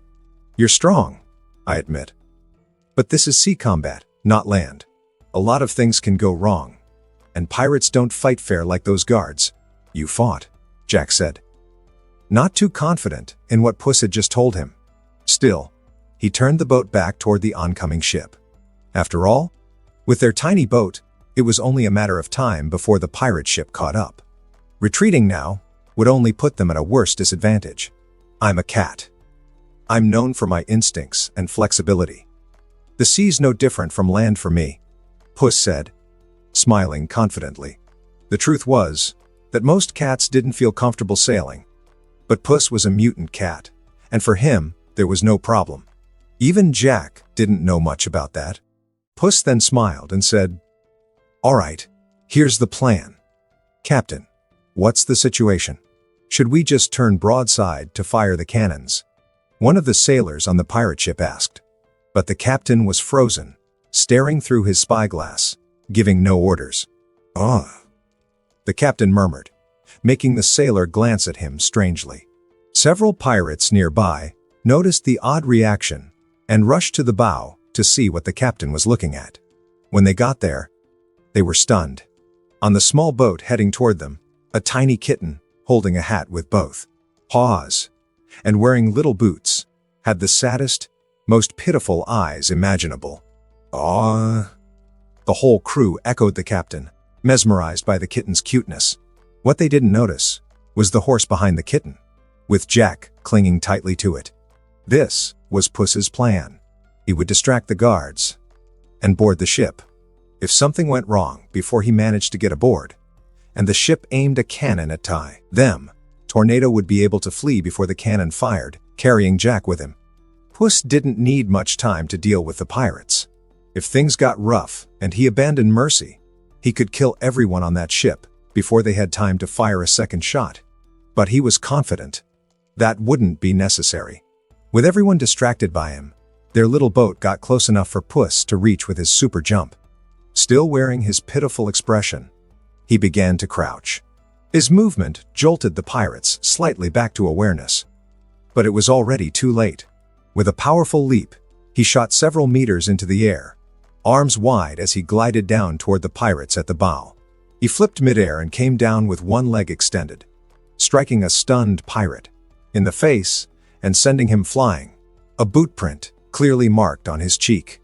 With another flip, he landed squarely on his feet, his hat back on his feet, head, sword already drawn, and pointed at the stunned men around him. "Fear me, if you dare," he said with a grin. Now, fully alert, the pirates glared at Puss. "Get him," they shouted, drawing their swords and charging. Luckily, this bizarre world hasn't invented guns yet. Or this could be dangerous, Puss thought, as he fought the pirates with ease. There were nearly 100 pirates aboard, a large crew for a pirate ship. Puss was a one-cat war machine, and wherever he passed, pirates were knocked down and flung aside. Damn. That's the Puss in Boots who's been getting famous lately. I never thought he was actually that strong. I thought it was just rumors, the pirate captain said nervously, looking at a few nearby crewmen. "You there. Grab a cannon and shoot him," the captain shouted anxiously. "Shoot? Here? What about the others?" one of the selected pirates asked, stunned. The captain nearly lost it. "You flea bitten rat, if you're worried about them, go fight instead," he growled. The man and the others glanced at each other, and without hesitation, ran to the cannons. But despite the noise of combat, shouts, screams, clashing swords, Puss's sharp senses caught the entire conversation. "Oh no, you don't," he thought, narrowing his eyes. Carving a path through his opponents, his tail stretched out to grab the hilt of a fallen sword. With a twist of his body and a flick of his tail, he hurled the sword at high speed. The pirates had just begun releasing the chain to pull the cannon out when the sword flew past and struck the deck behind the cannon, jamming it in place and stopping it from being moved. By the time they pulled the sword free and prepared the cannon, They turned it toward the bow, only to freeze in shock. There were only unconscious men lying on the ground now. No cat in sight. A voice came from behind them. "Who are you looking for, mi amigos?" "The cat. Have you seen him?" one of the pirates asked, scratching his head and turning around, only to freeze. Puss was standing behind him, smiling. "Oh yes, I saw him. He took down the whole crew, and then the captain. He only came here now because he saw you guys were very focused on the cannon and didn't want to interrupt." Puss smiled, mischievously. One of the other pirates, who hadn't turned around and was still searching for Puss, was surprised by what he heard. "Really? He's that polite?" he asked, turning, and nearly wet himself when he saw Puss smiling at him. "That he certainly is." Puss nodded cheerfully. The first man finally reacted, trembling, and pointed a finger at Puss like he'd seen a ghost. See, cat." The other pirates turned in alarm. "It's rude to point. Now put that finger away before I cut it off," Puss said, his smile fading, eyes narrowing. The man quickly lowered his finger, legs shaking. "Good. Now, here's how this is going to work. You follow my orders, or I throw you into the sea. Understood?" he asked, his feline eyes cold and piercing. Clink, clink, clink. The men dropped their weapons and nodded frantically, as if their lives depended on it, and they did. "Good. Drop the anchor and bring my horse and Senor Sparrow aboard," he commanded. "No need. I'm already here." Jack's voice rang out. When Puss turned, he saw Jack casually posing on the railing near the helm. "Oh, you're great at posing, but I didn't see you coming to help." Puss rolled his eyes at him. Clop, clop. The sound of hooves echoed on the deck. And Tornado's head appeared beside Jack. Puss's mouth twitched at the sight. "How the hell did you get up there?" The entire crew was now gathered in front of Puss, Jack, and Tornado, huddled together in fear, staring at Puss standing there. Puss looked at Jack, who seemed excited. "Can you make them work?" he asked indifferently, his paw lazily resting on the hilt of his sword.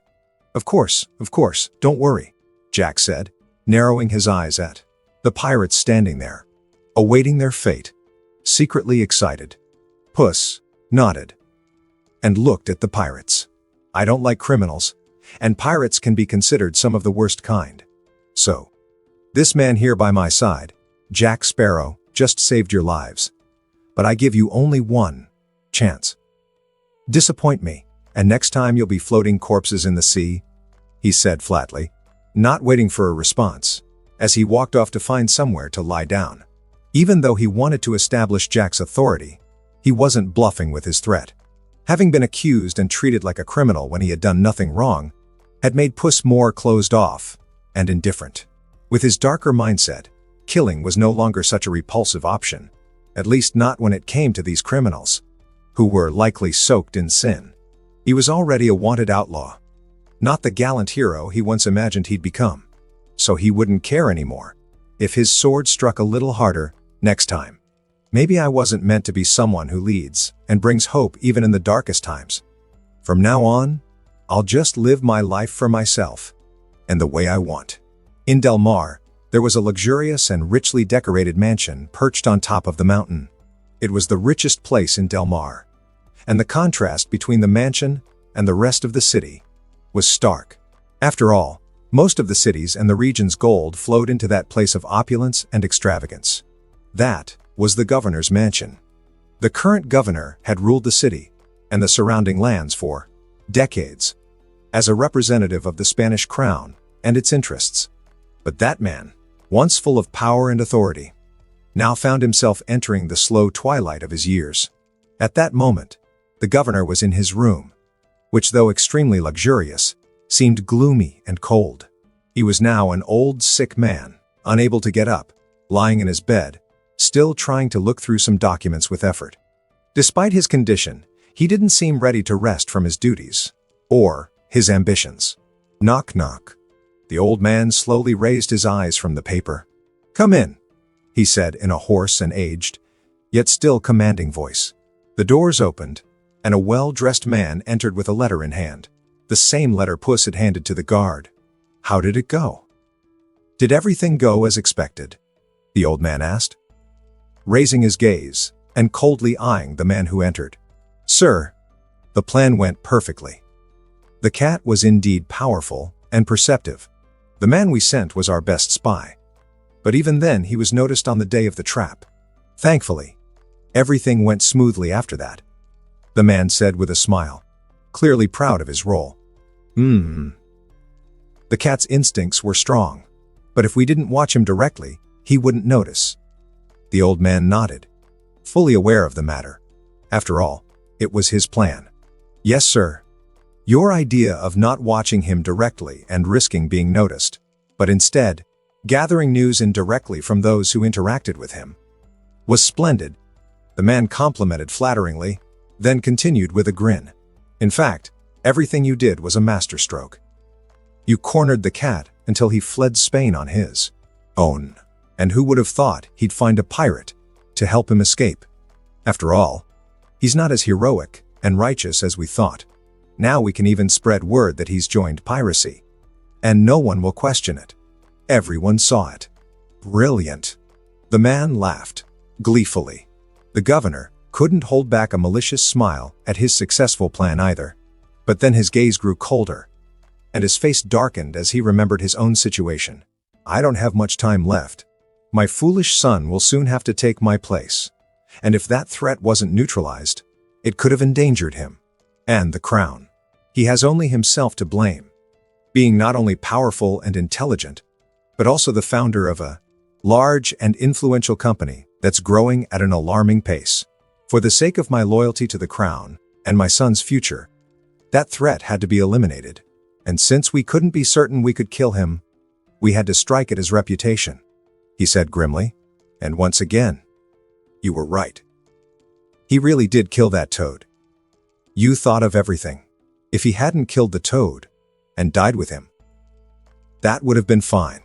If he lost and fled, his reputation would be in ruins. And even at the cost of a city, it would have been worth it. In the end, it was the best of both worlds. Only a few useless peasants died, and we rid ourselves of the threat. With minimal damage," the man said, not just brown-nosing, but genuinely admiring the governor's analytical mind. The truth, in the end, was that the governor had sensed a threat in the powerful influence, strength, and capital that Puss was developing in such a short amount of time. Despite being so young, he feared a possible revolt, or even an attempt at usurpation. So he devised a plan to take him out of the game. "Sir," before leaving with the pirate, he left a letter, the man suddenly remembered and quickly handed the letter to the governor. But the governor raised his hand and stopped him. "My eyes can no longer help me." "Open it and read it to me," he said, shaking his head slowly. "Oh, okay." The man quickly nodded and opened the letter. Ahem. The man coughed into his fist and began to read. "Governor. Someone powerful and influential, whom I can only assume to be a nobleman, like yourself, has been attacking my reputation through traps and rumors. I fear they might now target my city and my fellow countrymen since I've left, so I'm entrusting you with a mission." The man read up to that point and stopped, his expression growing stern. At first, he had been smiling as he read, expecting the cat to beg for help and forgiveness. But as the letter went on, he found no such thing, only an arrogant tone, as if addressing a subordinate. "Continue," the governor said with a dark frown, ordering him coldly. The man nodded and kept reading. "So I'm entrusting you with a mission. You must protect my countrymen, because if any harm comes to them, I will hunt you down, your family, your acquaintances, the royal family, and every noble and influential person in Spain. Don't take my words as a joke. I do what I promise. If anything happens, I won't rest until I find the one responsible and make them bleed and regret ever existing." The man's breathing began to quicken. "This is treason. But he's really strong," he said, Now frightened. After all, he had been involved and knew well Puss's history of strength. The governor's expression grew solemn as well. They knew the cat was no ordinary creature. The toad he had defeated was a monster so fearsome that even the powerful royal family of the previous dynasty, over 200 years ago, had failed to subdue it with an entire army. Although the toad slowly faded into legend during its long slumber and was nearly forgotten by most, the nobles still held clear records of its existence. Of course, they didn't believe Puss could defeat a whole army either. Wasn't a giant like the toad, but it was still proof of his strength. And although he couldn't defeat an army, that didn't mean an army could defeat him either. He could always escape, hide. Besides, he didn't need to break through an army to attack them. He only needed to be stealthy, striking when they least expected it. So the governor took the consequences of attacking San Ricardo very seriously. "Is that the end?" he asked the man sternly. "Not yet. Let me see. Entrusting with a mission. Make them bleed." "Ah, here." The man quickly scanned the letter, his finger running across the page until he found the place he'd left off. He continues with, "Maybe everything I said so far sounds like an empty threat to you. So let me give you a real one. They say I lured the toad to attack San Riqueza, just to pretend to be a hero. So what do you say I do the same with Del Mar and bring in the sleeping giant for a little show? But this time, maybe, I won't be so eager to play the hero." The moment he spoke the name of the monster that lived near the city, the man began to tremble, falling into sheer panic. The governor wasn't any better. He clutched his chest, gasping, his eyes wide with terror at the threat, growing terribly agitated. "Cough, cough, Esteban." The old man, sweating, coughing, and short of breath, called out, finally revealing the man's name. The monster near Del Mar was even more powerful than the toad, and the governor's worst nightmare, and the nightmare of the city's residents, was the possibility of it awakening. This time, Puss's message had truly thrown them into panic. "Governor." Esteban froze upon being called, and saw the sweating, breathless man summoning him, panicking. He rushed to his side and said anxiously, "Sir, hang in there, I'll call a doctor," he said, and prepared to leave. But a hand gripped his arm tightly. "No. I don't think I have much time left." Huff, huff. "Esteban, call off all actions against his egg friend, the Comandante's cousin, and that town," the old man said with effort, referring to Humpty and San Ricardo. He continued. "Huff. He was our main concern. Now, with word that he's joined the pirates, it'll be hard for him to defend himself or clear his name. He's probably out of the game. But even if he's not, it doesn't matter. Don't make another move against him. He's far more dangerous and cunning than we anticipated." Huff. "He might already suspect us, forget everything that happened, and get rid of anyone who knows too much." Struggling, he managed to get his last cruel words out before his eyes lost their light, and the hand gripping Esteban's arm fell limp. Help! With Esteban's desperate scream, the governor's death echoed like thunder through the region. At 67 years old, he was declared dead, victim of a heart attack. Aside from his family, the crown, and a few nobles, no one would miss him, least of all the common folk, who despised him. If Puss ever heard of this event, he would probably just be stunned that they already knew the term heart attack back then. Yo ho, yo ho. A pirate's life for me. We pillage, plunder, we rifle, and loot. Drink up me hearties, yo ho. Jack staggered his way to the helm, singing to himself with uneven steps. A yellowish bottle of rum dangled from his hand, the liquor inside sloshing back and forth with his movement. Leaning on the wheel, he looked out ahead, where a vast moonlight lit up the ship, and with it, his eyes. It was while Jack was in a good mood that he heard a voice coming from the side. Happy to be captaining a real ship again. Jack turned his head and saw Puss sitting on the ship's railing. The wind gently ruffled his fur and the feather of his hat. But he didn't smile. He just stared calmly with those indifferent feline eyes. Jack didn't seem to mind the company, or the cat's emotionless gaze. He simply raised the bottle, took a large gulp, and looked back ahead. "It's not about captaining. It's about freedom," Jack said, admiring the sea before him. Puss's ears twitched under his hat at the word freedom, but his expression stayed the same. "Freedom. Weren't you already free?" Puss asked, pretending not to care. But Jack shook his head. "Never said I wasn't." Jack shrugged and said nothing more, continuing to enjoy his rum. Puss's mouth twisted slightly in irritation at the lack of follow-up. "Then what did you mean by what you said earlier?" he asked, helplessly. He was a cat. Curiosity was in his blood. Jack raised an eyebrow without looking at him. "Freedom is never too much. The less of it you have, the less free you are." Jack said something deep in his simple words. Puss narrowed his eyes at the horizon. "What is freedom to you, Jack?"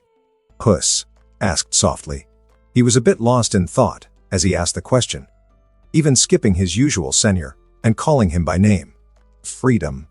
Jack took another sip, his eyes growing a little hazy with the alcohol, his already few inhibitions slipping away.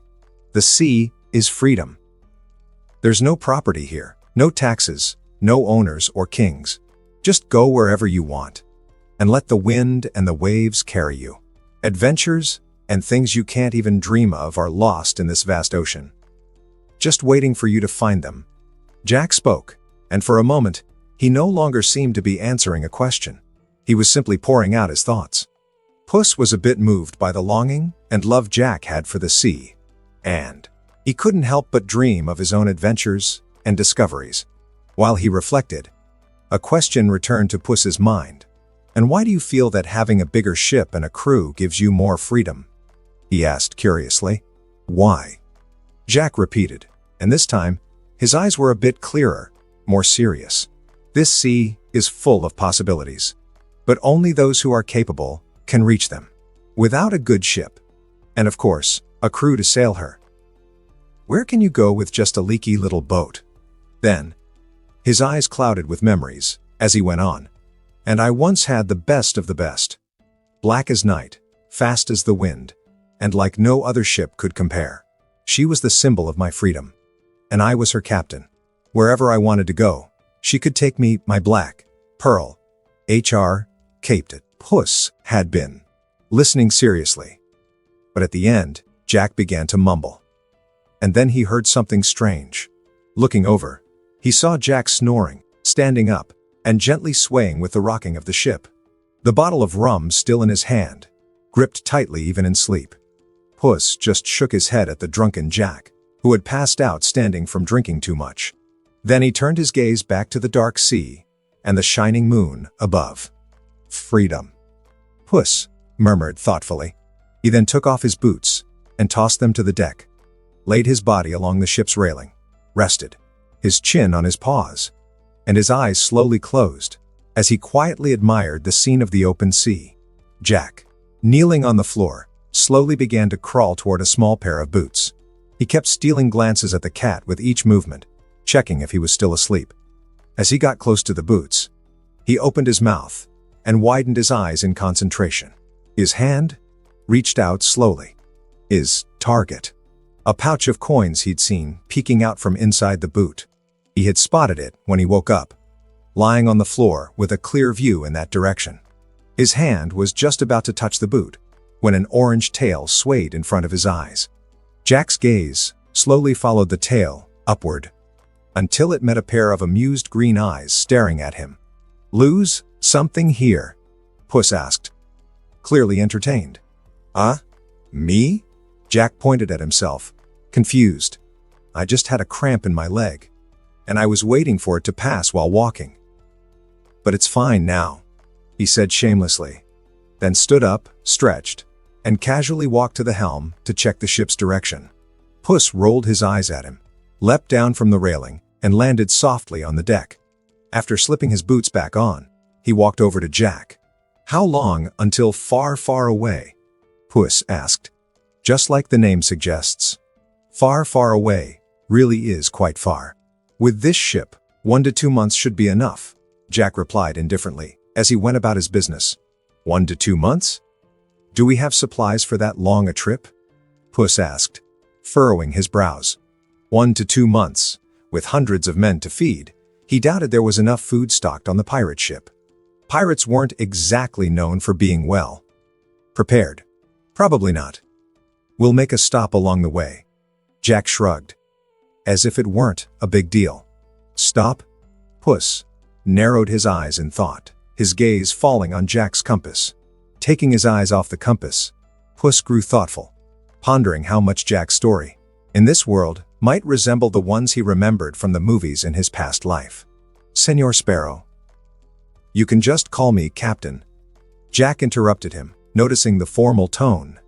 And in Spanish, no less. Puss rolled his eyes. The only time he'd ever call Jack Captain was to make fun of him. Jack. Did you ever meet a Spanish captain named Capitan Salazar? Puss asked the question he'd meant to before, this time using Jack's name directly. Jack froze the moment he heard the name, then turned his head to look at Puss. Why do you ask that name?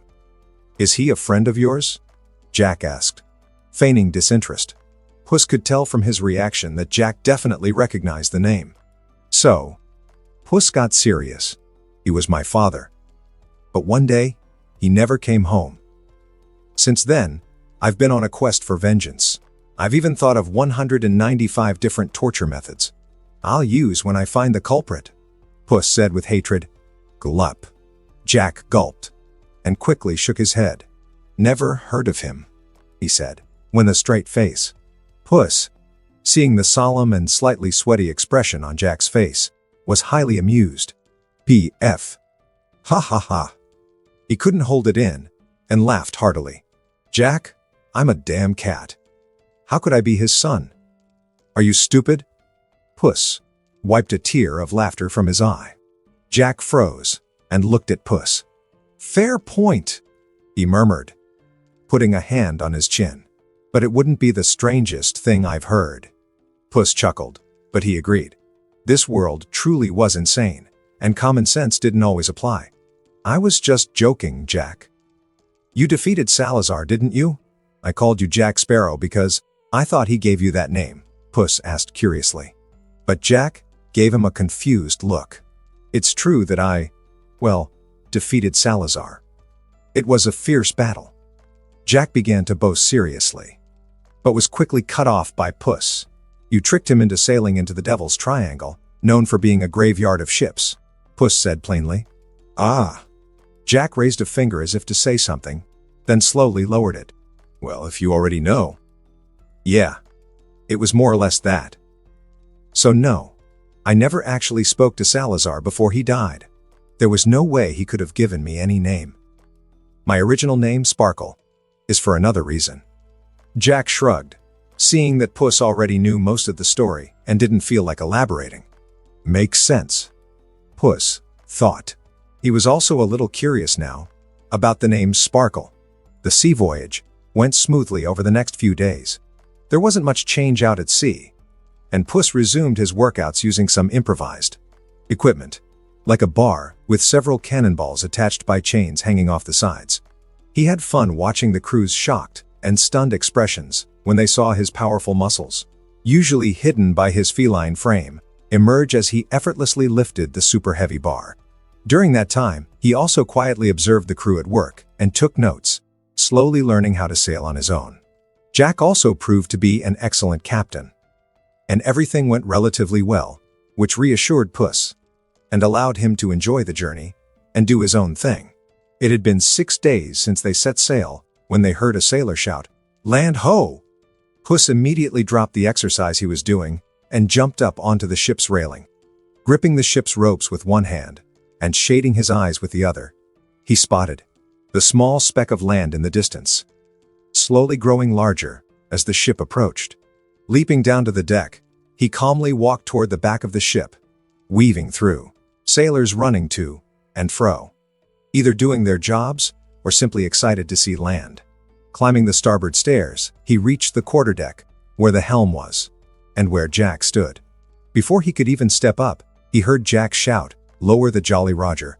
We're stopping for supplies." Are those the Canary Islands you mentioned? Puss asked Jack, who was also staring at the small dot on the horizon. Canary Islands. Land of wine and brothels. And our resupply point. Just in time, too. The rum was almost gone. I think the food, too, Jack said, a small grin growing on his face.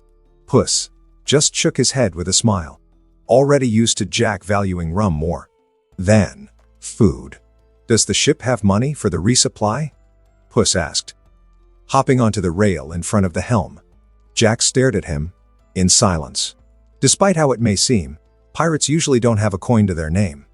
They're too dumb for things like saving up. Plus, we never know when we'll die, so we don't even try, Jack explained with a shrug. Puss frowned. Then how do you manage to resupply without money? He asked, confused. Jack found Puss's innocence amusing. The captain's usually in charge of keeping some coin for these situations, or they're already flush with cash after a successful raid. But if they're broke, well, they do what pirates do best when they're out of money, Jack said, with a smile. Plunder, Puss finished, with clear disgust. Yes, plunder. That's the pirate life. If you don't have it, don't worry. Someone out there does, Jack said cheerfully and freely. But Puss didn't see freedom in that. Only immorality. Don't the people suffering from those attacks deserve the freedom to live the lives they fought for? Puss asked coldly. He had always hated crime and cruelty. But since being reborn and gaining the strength to face evildoers, his stance on criminals had grown even harsher. Feeling the cold stare, Jack broke into a nervous sweat. He'd seen what the cat was capable of, and didn't believe he could beat the feline in a duel, even if the crew backed him up. Of course they do. I usually rob rich nobles who already stole from the poor, so I don't feel guilty, Jack quickly explained, and Puss's eyes softened slightly. But then, he thought of something. That's not how it looked when you stole that old man's boat, Puss said, eyeing Jack with suspicion. Well, I am a pirate. Sometimes I just do what I feel like, Jack replied with a mischievous grin. But the icy glare from a cat made him freeze. But in my 12 years as captain, I've never ordered a raid on poor civilians, Jack quickly clarified, and Puss's eyes returned to normal. Jack really didn't come across as a heartless pirate in the movies. On the contrary, he was a rather decent one. Still a pirate. But not all bad, Puss reflected, gaining a bit more respect for the man who apparently wasn't so terrible. All right then, let's avoid any pillaging. That should be more than enough. Buy decent goods, and in proper quantities.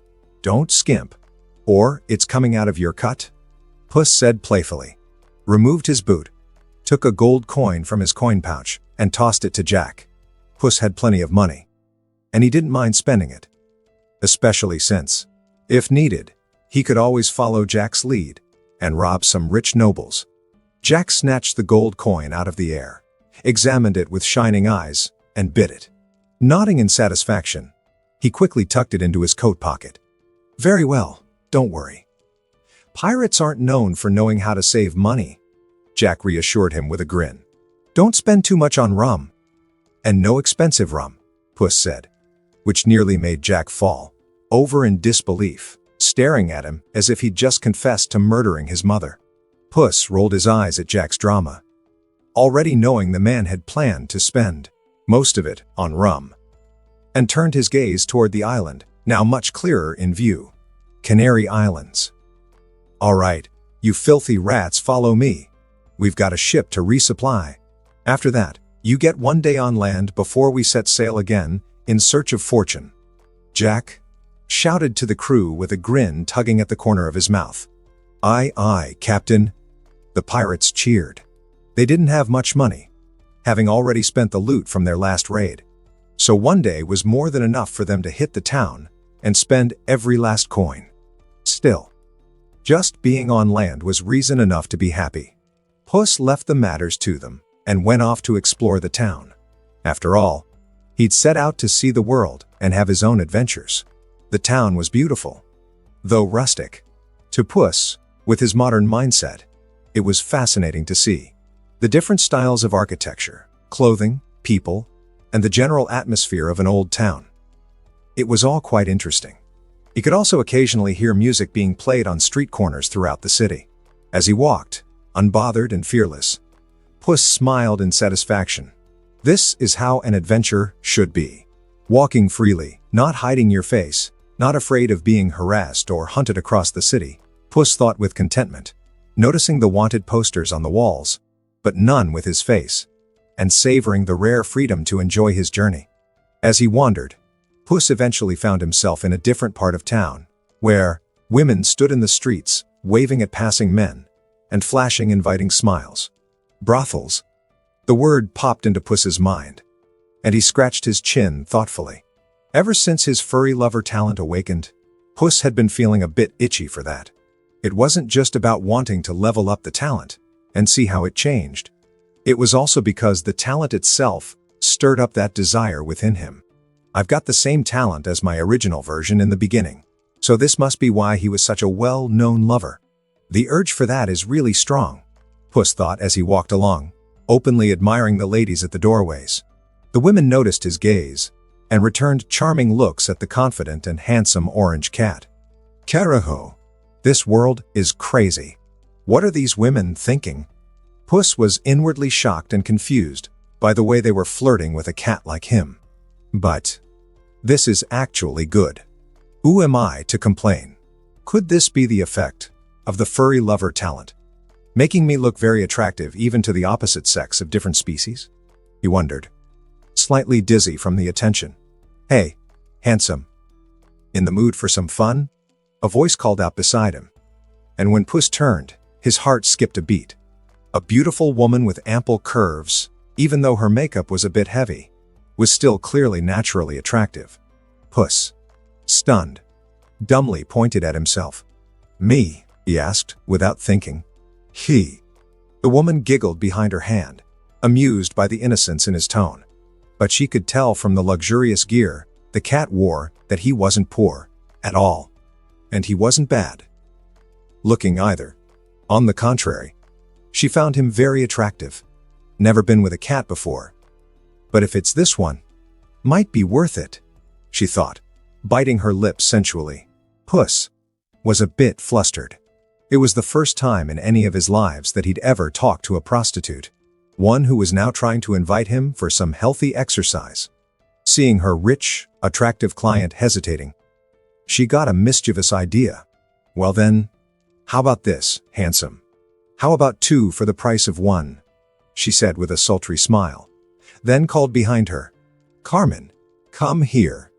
Hearing that, Puss hesitated even more, but also felt extremely tempted. 2 women at once. He wouldn't have dared even dream of that in his previous life. Gulp. He couldn't help but swallow hard. Suddenly, a tiny version of himself appeared on his shoulder, radiating purity, with white wings and a halo. What are you doing? You should be the gallant hero, adored by princesses, not the wanted criminal, who lies with prostitutes. What if you catch some disease? Angel Puss said sternly, scolding him. But you are already a wanted criminal. Suddenly, another tiny puss appeared on his shoulder, this one radiating pure mischief and cunning. He had curved horns on his head, bat-like wings, and a thin tail ending in a pointed arrow tip. And then, he went on, besides, with your mutant cat body, you're probably immune to disease. And with your luck, that sort of thing won't happen, Devil Puss said, crossing his arms confidently and leaning against Puss's neck like he owned the place. No, that's just temporary. You can still turn your reputation around. You have to control your instincts. Angel Puss protested. And how long is that going to take, huh?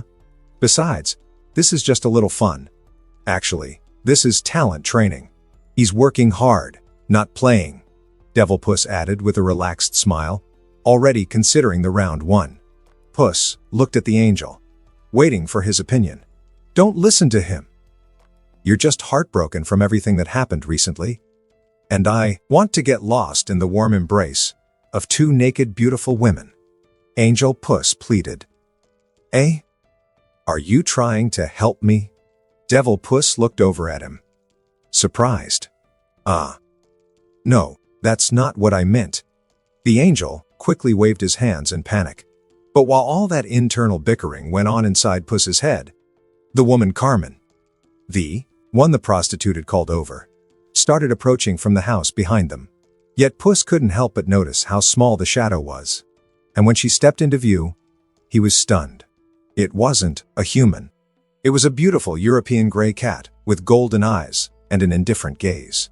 In fact, this was the first time in this life that he'd seen another cat. And just as he'd suspected, after so many years of being a cat, he really did find her graceful and gorgeous. But his mind didn't quite match his body. And he wasn't all that interested in doing anything with a regular cat. The gray cat looked Puss over, raising a brow as she inspected him from head to toe. "You're not bad at all." "Never seen you around here," she said, startling Puss. "She speaks." He was shocked. Then he realized, "No," she said, "meow." I just translated it instantly. Puss understood. But that somehow reignited his indecent thoughts. She seemed sentient enough. The devil reappeared and smiled wickedly. "What are you thinking?" "She's a cat." The angel reappeared too, yelling in outrage. "We're cats," the devil said with a shrug. But Carmen didn't seem interested in waiting all day, while Puss stood there lost in thought. "How long are you going to stand there like a fool?" She rolled her eyes and turned. With graceful steps, she strutted away, lifting her tail and swaying her hips seductively in front of him. "My life just keeps getting weirder," Puss thought, dazed by the unexpected attraction. He thought I'd found a fierce tiger. But I guess it was just a cowardly kitten. The prostitute teased him too, walking away with her bubbly hips swaying. "Don't fall for the taunts." Angel Puss tried to stop him, but was flicked off his shoulder like a bug. Puss lowered his hand from his shoulder and placed it on the brim of his hat. "I am Puss in Boots, and I fear nothing," he said firmly. Then he confidently walked inside, following the shadows of the two women. What followed was simply the craziest night of Puss's life. Meows and moans echoed through the night, without end. Only when the night was at its darkest did silence finally settle over the room. Puss, lying with his head nestled between the beautiful white breasts of the prostitute, whose name he now knew to be Dolores, had a satisfied smile on his face. "This talent is incredible. My little hermano grew big enough to satisfy a human, but could also return to normal size to please Carmen. On top of that, the spines can be controlled and retracted, so I didn't end up hurting them during sex. They just enjoyed the night," Puss thought contentedly. His eyes then fell on the cat Carmen, curled up on the bed, sleeping with a look of pure satisfaction. During the act, we completely lost any sense of decency, but now that I'm in Wiseman mode, I still find what I did a bit bizarre, Puss thought, still puzzled. But he didn't regret it. This world was crazy, and he'd be crazy too, in order to adapt better. He then gently got up and gave a final soft kiss on Dolores's nipple. Carefully slipping out of bed to avoid waking them, he equipped his gear and walked to the bedside table, where he left a single gold coin. Truth was, he only had gold coins, but he figured it was a fair price for his first night in this mad world. After that, he went to the window and opened it. Looking back at the two women lying there, exhausted, he felt both satisfied and slightly melancholic. "Dolores, Carmen, I will never forget you," he said softly. Then he leapt out the window, closed it behind him, and was gone. Soon, his shadow vanished into the dark streets. Walking through the quiet night streets, Puss wore a thoughtful expression. Did I make a mistake by just running away from Spain? He couldn't help but wonder. Why did I give up so easily? Could I have stopped the old man from taking his own life? Could I have done more to protect my reputation? I think I could have, right? Then why didn't I do any of it? Puss asked himself, increasingly confused by his own actions. It wasn't as if he had let the old man die on purpose. But in that moment, filled with anger, confusion, and desperate questions about why any of it was happening. His mind became a blur, and in that blur, he found himself standing still, powerless, as the old man took his own life. What haunted him now was the question of why he had hesitated, even for a second. Why had his mind been so clouded then? And what might have changed if it hadn't been? Maybe I still don't take this world seriously, even though I've lived here for 15 years. No, I don't think that's it. Am I afraid of the responsibilities of being a hero? Or of disappointing others? The questions in his mind seemed endless. Eventually, he reached the empty docks, where only the sound of the waves and insects could be heard. He looked up at the moon, which appeared enormous tonight, glowing over the sea and reflecting a breathtaking view. Why did I want to be a hero in the first place? The question surfaced in his mind. He took off his hat and looked at it with a complex gaze. I got the hat and the boots because I was a hero. From the very beginning, my goal was to be a hero. But I think I was just following what the canon Puss in Boots was supposed to be, along with my sense of justice. But is it really worth it? Being a hero. In everything I read in my past life, being a hero was far more than being a good person. It was a responsibility and a shackle with no benefits, only sacrifice, and often even a bad reputation. But maybe that's what being a hero is. Trading your selfishness for kindness, your life for the lives of others.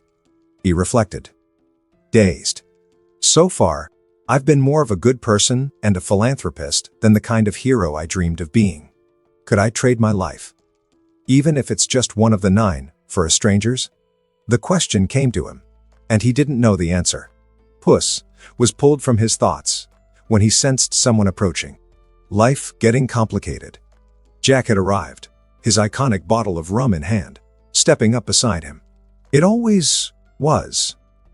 Just feels more than usual, Puss replied indifferently, placing his hat back on his head. Jack stopped next to him, and also calmly looked up at the moon, taking a sip from his rum, though their height difference made a funny contrast.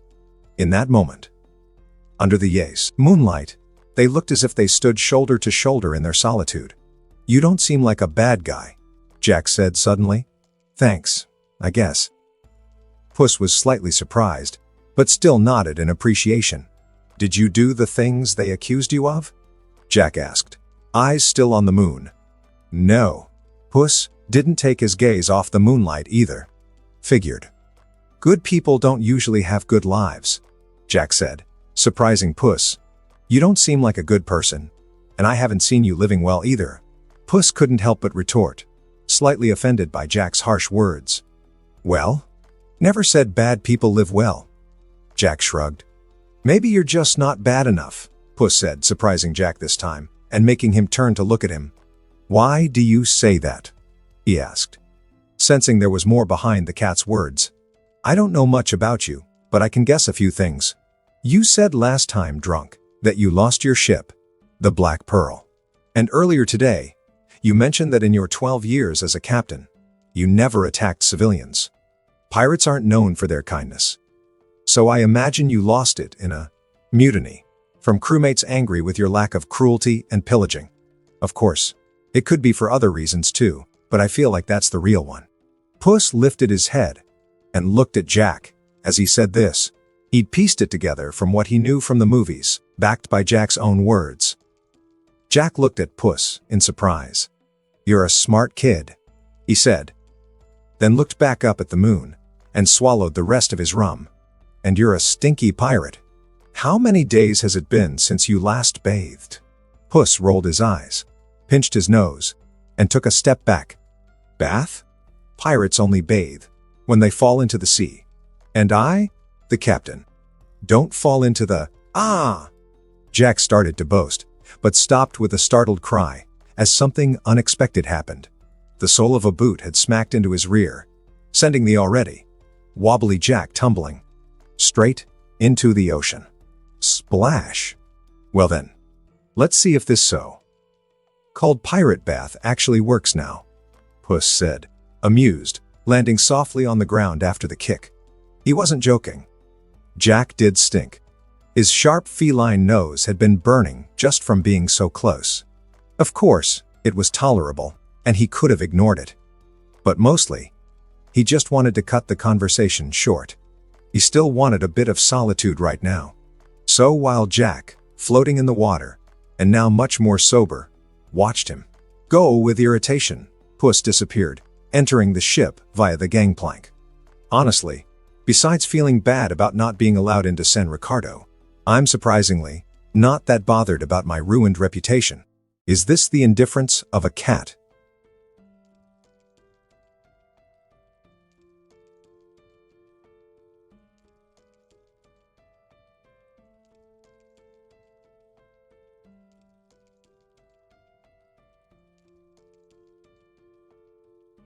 Or is it my quick learning, helping me accept the situation faster? Puss pondered. Arriving at the ship's helm, he removed his boots and leapt onto the railing to sleep. Maybe it's also because I'm strong enough to take it back. If I storm the royal palace and put a sword to the Spanish king's throat, I doubt he'd hesitate to help me clear my name. I might not even need the king.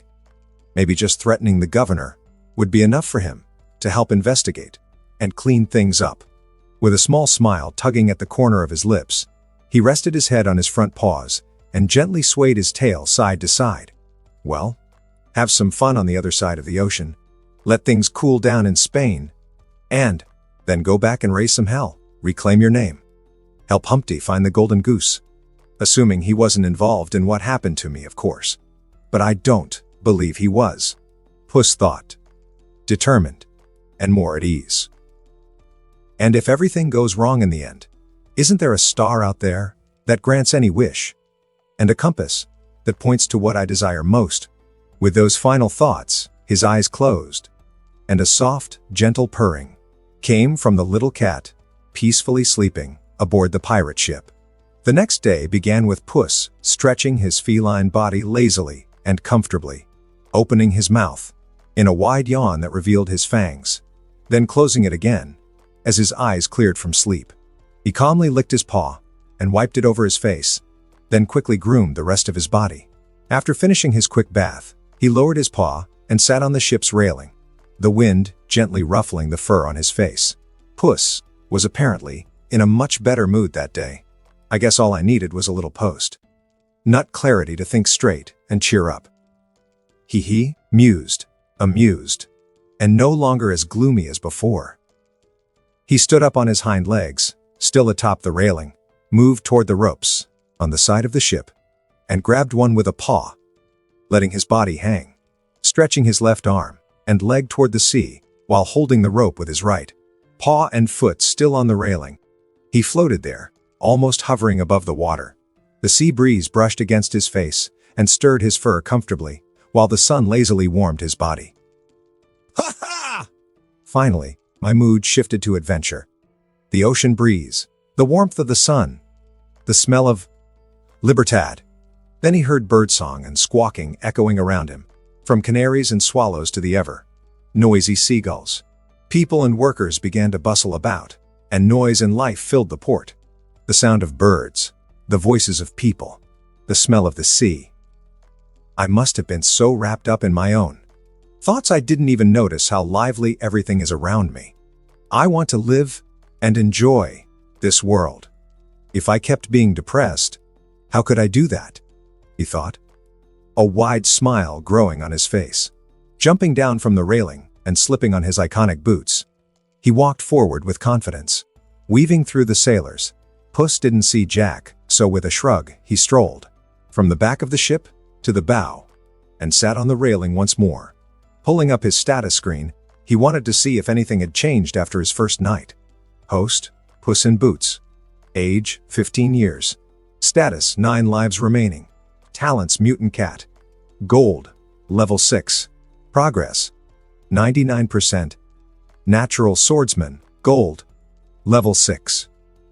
Progress, 99%. Furry Lover, Silver, level 1. Progress, 0% to 75%. Lucky Feline, Gold, level 3. Progress, 38%. Equipment, plus. Oh, Progressing through the lower levels is pretty fast. 75% in just one night is great. Though it's fast now, when it gets to gold, leveling up is going to be a real pain. Puss raised a brow, pondering.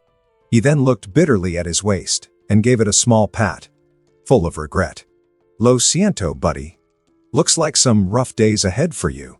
After a short moment of silence for his waist, Puss smiled again. Okay. It's not going to be a bad experience leveling up this talent, but I'm not messing with prostitutes again. Last night was a one-time exception. And it's never happening again. Surely, wherever I go, beautiful and pure ladies will be lining up to share a room with me, he thought narcissistically, removing his hat with one paw while smoothing his head fur with the other, and flashing a charming smile. What is he doing? Meow. Puss jumped in shock, startled by Jack's confused voice. He looked to the side and saw Jack a short distance away, staring at him strangely. Ahem. It was nothing. Puss coughed into his paw, embarrassed to be caught mid-narcissism, and quickly put his hat back on. He didn't yet have the thick skin to fully lean into his narcissistic flair when others were watching, so his first instinct was to panic. Jack just shrugged at the odd cat he'd met, acting even odder than usual. Well, I don't really care. We're about to set sail. Do you still have anything to do? Jack asked, somewhat disinterested. He didn't care much about anything in general, and only bothered asking Puss because he had some quiet respect for this powerful feline swordsman he'd met. Otherwise, he would have sailed off already. He was just that kind of guy. But Puss rolled his eyes at Jack. Why didn't you ask me before telling them to lift the anchor? Puss asked, amused by Jack's tendency to just do as he pleased. Oh, that? Just toss the anchor again, if you need. The sailors love doing that, Jack said, as if it were no big deal, leaning on the railing as he gazed at the horizon and the sun-drenched sea. Puss couldn't help but look helplessly at the man. Easy for you to say when you're not the one pulling the anchor, he thought, but said nothing aloud. There was no need. So, Puss simply watched as the ship departed, slowly putting distance between itself and the lively island. Well, looks like it'll be 2 long months of the same scenery. The sea. I hope something interesting happens. He thought boldly, deliberately planting a red flag. Let's see what the ocean throws at me. Range. Puss lay bored on the ship's railing, his tongue slightly sticking out as he listened to the faint creaking of the pirate ship, which calmly sailed across the sea. The scorching sun beating down on the boat was stifling, leaving him parched and restless under the oppressive heat. It had already been a month since they'd left the Canary Islands, which meant they were probably past the halfway point of their journey. The voyage had been peaceful and very boring for Puss. The only real entertainment was talking with Jack, mainly because of the novelty of chatting with a character he had liked so much in his past life. But even that had slowly faded during the dull days of sailing. It wasn't that it was bad, but for a cat like Puss, he felt trapped in that space surrounded by water in every direction. He longed for adventure and epic battles, not the constant rocking of the boat, back and forth with the waves under the blazing sun. Puss's ears twitched slightly at the sound of approaching footsteps.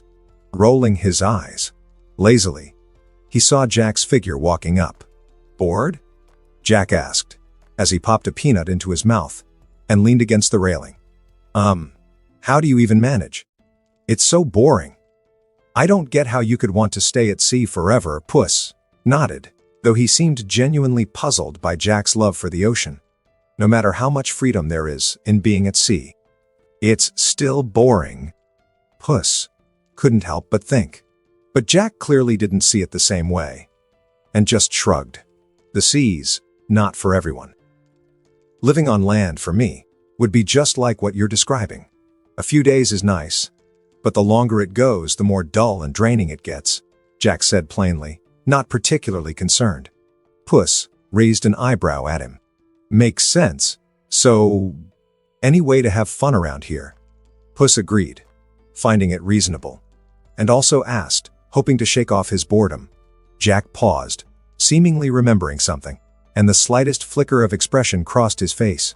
He cast a glance at Puss, pretending to be entirely casual. "How about a game of cards?" he said, his eyes drifting, purely by chance, of course, to Puss's right boot, where he'd earlier noticed the coin pouch. His tongue brushed over his lips without him even realizing, and his fingers began twitching, with that familiar, unconscious rhythm of a man whose hands always had a mind of their own. Puss was taken aback at first. But when he looked Jack in the eyes and saw that greedy sparkle, poorly hidden beneath an innocent grin, he understood.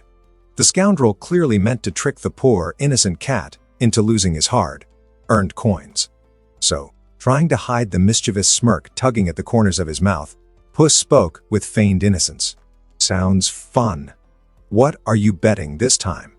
Puss asked, with a mischievous grin, as he dragged a gold coin across the table. In front of him, Jack stood stark naked, not a single piece of clothing left on his body. Even the trinkets in his hair and the rings on his fingers were gone, now stacked neatly next to Puss. There was even a stinky braise in the pile, the undergarment of the time, once presumably white. Puss was having the time of his life with the game. Jack hadn't kept playing until he was nearly naked because he was a gambling addict or a fool. On the contrary, despite lacking formal education, he was actually quite clever. The truth was, Jack's so-called gambling addiction was entirely Puss's fault. Since Puss only had gold coins, he proposed betting them. Jack, who didn't have much money, agreed when Puss offered to count each item on his person as worth 1 gold coin. Puss was quick to clarify that body parts didn't count. He didn't want Jack tossing in hair, nails, or anything like that. Jack hadn't hesitated. After all, if you could trade an old dirty pair of underwear for a gold coin, who wouldn't? But now, Jack had nothing left to bet. He hadn't won a single round. Sure, Puss was good at cards, but he may have used a little trickery here and there to ensure his victories. Totally worth it, Puss thought with amusement, looking at the dazed Jack, nude and windblown. The only thing Jack was still wearing was his iconic red bandana, which had a coin-shaped ornament dangling from it. "I think all you've got left is your bandana, that hair ornament, and your compass. Which one's it gonna be?" Puss asked, smiling as he gently tapped the gold coin with a claw to draw Jack's attention. He actually wanted both the compass and the ornament. The compass, of course, was useful. But the ornament wasn't just a fancy coin. It was the symbol of a pirate lord. To become a pirate lord, all one needed was one of the 9 symbols.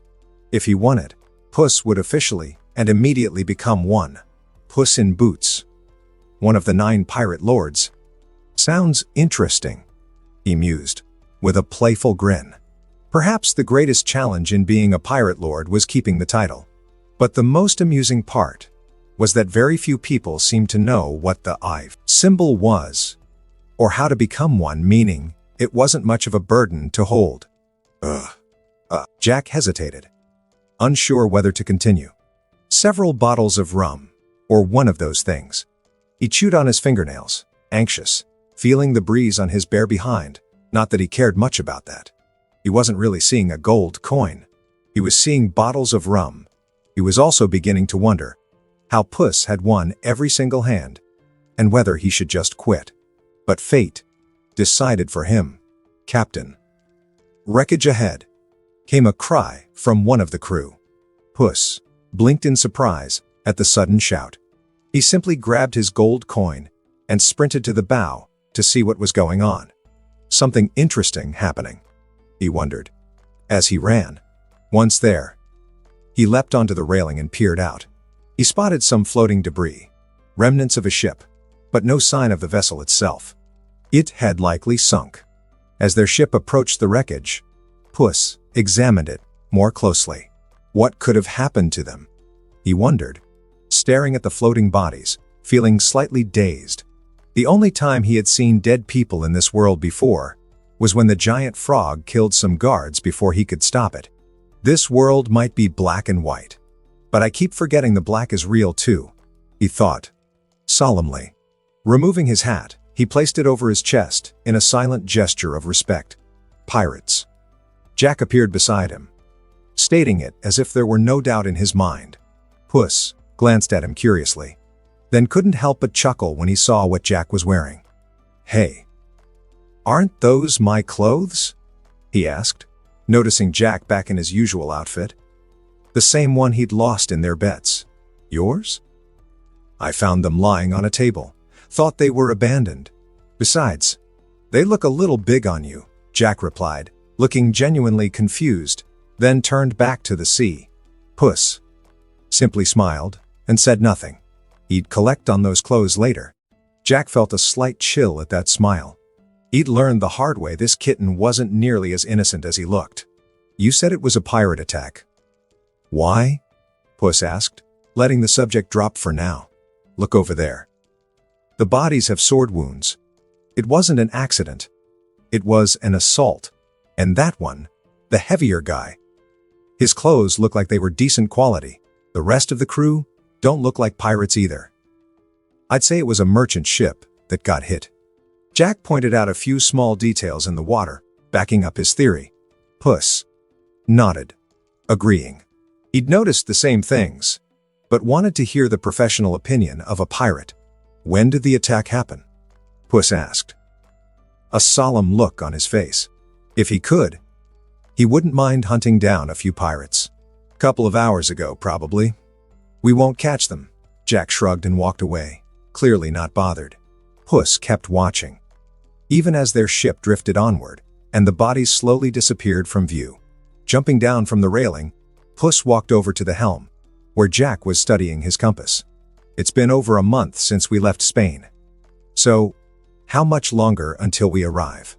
"You said it would take about 2 months, didn't you?" Puss asked, shaking off the unsettling image he had just seen. It wasn't that he was indifferent to the lives of those people, but now that they were dead, there wasn't much he could do. He despised evil, but he wouldn't carry the world's sorrow on his shoulders or weep for strangers. The most he could offer them was vengeance, if the opportunity ever arose. Jack, one hand on the wheel and eyes narrowed toward the horizon, responded casually as he closed the compass and tucked it away. "The trip's been a lot smoother than I expected. Actually, this is probably the calmest long voyage I've ever had." "It's impressive," he admitted, surprising Puss a little. Upon hearing that, the feline couldn't help but think of his talent. Lucky feline, gold, level 3. Could it be because of that? That talent is so strange. It only acts when it feels like it, he wondered, shaking his head slightly to clear away the distraction. Puss looked at Jack again. "So, where are we?" he asked, hopping back onto the railing. Tired of having to look up just to hold a conversation, Jack gave him a small, amused smile and looked at Puss with a glint in his eye. "You didn't catch the hint back there?" he asked, with a grin. "Hint? He means the wreckage? He must be talking about the pirates. Could it be?" Puss thought, his expression turning a bit more serious. He despised pirates, but deep down, he couldn't deny the slight excitement at the thought of facing them in battle. "We're already there." "That was faster than I expected," Puss said, looking at Jack in surprise, who simply returned a sly smile. "Welcome to the Caribbean." "Yo-ho," Jack said cheerfully, his eyes fixed on the horizon. Puss looked at Jack, and a question that had been surfacing in his mind couldn't help but slip out. "Jack, why did you go to Spain?" Puss asked, startling Jack slightly with the sudden question. Long ago, Puss had abandoned any formalities and simply called him by his name. Jack glanced at the orange cat, frowning slightly. "Why are you asking that?" he said, raising an eyebrow, giving nothing away. But Puss wasn't fooled. He looked at Jack, smiling just a little. "You didn't come all this way for me, did you?" he asked, making Jack visibly flinch for a moment. "You? No, I didn't even know you," Jack quickly said, turning his eyes back to the sea as he steered the ship. Puss couldn't help but roll his eyes. He wasn't sure if Jack was just a terrible liar, or if he simply didn't bother trying very hard. Either way, he already had his answer. Jack might not have known him personally, but if Jack's greatest desire was a way to reclaim the pearl, then it wouldn't be impossible for his compass to point toward Puss. Thus, Puss was about 90% sure that Jack had gone to Spain for none other than himself. But he also knew there was no way he would get Jack to talk about his compass now. That sneaky pirata would probably only reveal something about it in a moment of extreme necessity, or after downing a few bottles of rum. "Jack, tell me, what do you need, and what do I get out of it?" Puss decided to cut straight to the point. He didn't bother asking how Jack knew he needed him. He already understood and didn't want to waste time, so he simply stated it as fact and moved on to the important part, his reward. "Well, I have to make dinero to feed the Ninos," Puss thought, amused. The truth was, he didn't really care about money. But instead of running around doing favors for everyone, it simply felt better to charge for it. Of course, this didn't apply to heroic deeds, those he would still do freely when necessary. And besides, it was more fun to see what Jack would offer in return. Jack froze and turned his gaze back to Puss. "What are you—" he started, but Puss interrupted. "You want my help to get back your black pearl, correcto?" "Come on, I don't mind helping, but what's in it for me?" Puss said, as he calmly sat on the ship's railing, crossing his legs. Jack remained silent for a second, staring at him. "What do you want?" he asked, helplessly. Puss tapped a claw against his chin thoughtfully and looked up at the sky. He didn't really want anything specific, but then something seemed to occur to him. He turned his gaze back to Jack. "How about this? In the future, I'll ask you to help me find 3 things. Promise me that, and you'll have my help," Puss said with a smile, making Jack's eyes light up.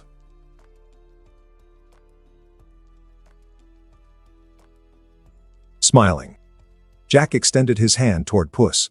"No problem, mate.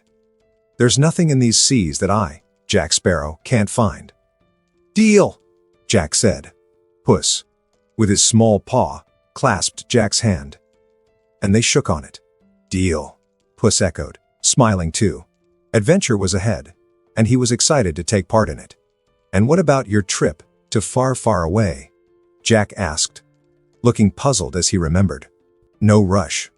I can go after we finish this little quest." "So, what's the plan?" Puss shrugged indifferently and raised an eyebrow at him. "Well, if you say so." Jack didn't press it and calmly turned the wheel, continuing. "We'll need a fast ship if we're going to have a shot. This old thing won't cut it. I know where we can find one. Not as grand as my pearl, of course, but still very good." Jack smiled subtly, a gleam in his eyes as he stared toward the horizon, and he finished with an upbeat tone. "We're heading to Port Royal." At Governor Swan's mansion, the day had also begun, with servants bustling about under a clear, pleasant sky. Governor Swan was known throughout the city as a good, generous, and just man. And because of that, the servants did not feel oppressed serving the Swan family. However lively the mansion might seem, the only true member of the governor family was his daughter, Elizabeth Swan, whom he cherished above all else. That morning, in her chambers, the beautiful young Elizabeth slept peacefully on her side when her eyebrows furrowed slightly. She was dreaming of the past. In her dream, she remembered meeting the young William Turner and the black, tattered sails of a ship disappearing into the heavy mist. Her final memory was the sight of the ship's sinister Jolly Roger swaying in the fog. And with that, she opened her eyes, waking with a start. Taking a soft breath, she quickly calmed herself. Say what you will about Elizabeth Swan, but she was no coward. Pulling back her blankets, she sat up, grabbed a candlestick with a still-lit candle from her bedside table, and after rising, walked toward the vanity in her room. Reaching it, she opened a drawer, and with delicate fingers, triggered a secret compartment inside. There, hidden away, was a dusty necklace. She had always believed it to be a pirate's medallion, and the proof of young Will Turner true identity. She had taken it from around his neck when they were children. Holding the necklace in her hand, she brushed her thumb across the pendant to clear away the dust. Beneath the grime, The gleam of gold was revealed, with a skull in the center, and strange markings etched around it. Markings she had no knowledge of. She lifted the necklace and placed it around her beautiful neck, gazing into the mirror with a look of faint admiration. The truth was, she had always been enchanted by tales of pirates, by the freedom they sang of. And she couldn't help but dream of having her own adventures, sailing the seas under a pirate flag. But her admiration was quickly replaced by panic. Knock, knock, knock. Elizabeth? Soft knocking at the door, followed by her father's voice. Startled, she slammed the secret compartment shut, rushed to grab a robe, and accidentally knocked over a chair in her haste. "Are you all right?" Hearing the crash, Governor Swan sounded concerned behind the door. She didn't answer immediately, hastily throwing the robe around herself to appear more presentable, and slipping the necklace into her bodice to hide it. "Are you decent?" Her father's voice came again, requesting permission to enter. "Yes, yes," she quickly replied, finishing hiding the necklace and calming herself, forcing a normal smile onto her face. With her permission, the governor opened the door and entered, followed by several maids. The maids began opening the curtains and tidying the room, while he turned to Elizabeth. "Still abed at this hour? It's a beautiful day," Governor Swan said with a warm smile, amused at his precious daughter's unusual laziness. As Elizabeth squinted at the sudden sunlight, her father continued, "I have a gift for you." He smiled, and a maid approached, carrying a large box. Elizabeth stepped forward, a genuine smile lighting her lips. She loved her father dearly, who had always treated her like a princess. As he opened the box, a beautiful decorated dress was revealed before her eyes. "Oh, it's beautiful," Elizabeth gasped, happily taking hold of the dress. "Isn't it?" Governor Swan beamed with satisfaction. But then Elizabeth's smile faded slightly, and she looked suspiciously at her father. "May I inquire as to the occasion?" she asked, feeling that it couldn't be so simple. Does a father need an occasion to dote upon his daughter? Governor Swan raised an eyebrow, feigning innocence with a chuckle. Elizabeth seemed convinced and carried the dress behind the dressing screen, a simple partition that hid her from view, while allowing her to continue speaking with the others. "Go on," the governor said gently to the maids, who had finished their tasks and now moved to assist Elizabeth in changing. "Actually, I had hoped you might wear it for the ceremony today," the governor admitted, a little sheepishly. "The ceremony?" Elizabeth's voice came confused. "Captain Norrington's promotion ceremony," he said, his embarrassment clear, yet smiling because his intentions were good. "I knew it." Elizabeth's head popped from behind the screen, her gaze accusing as she realized her father's simple gift had a hidden motive. Commodore Norrington. As he's about to become.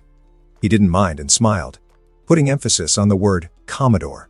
He believed Norrington to be a good, honorable man, and he truly thought the Commodore would treasure Elizabeth.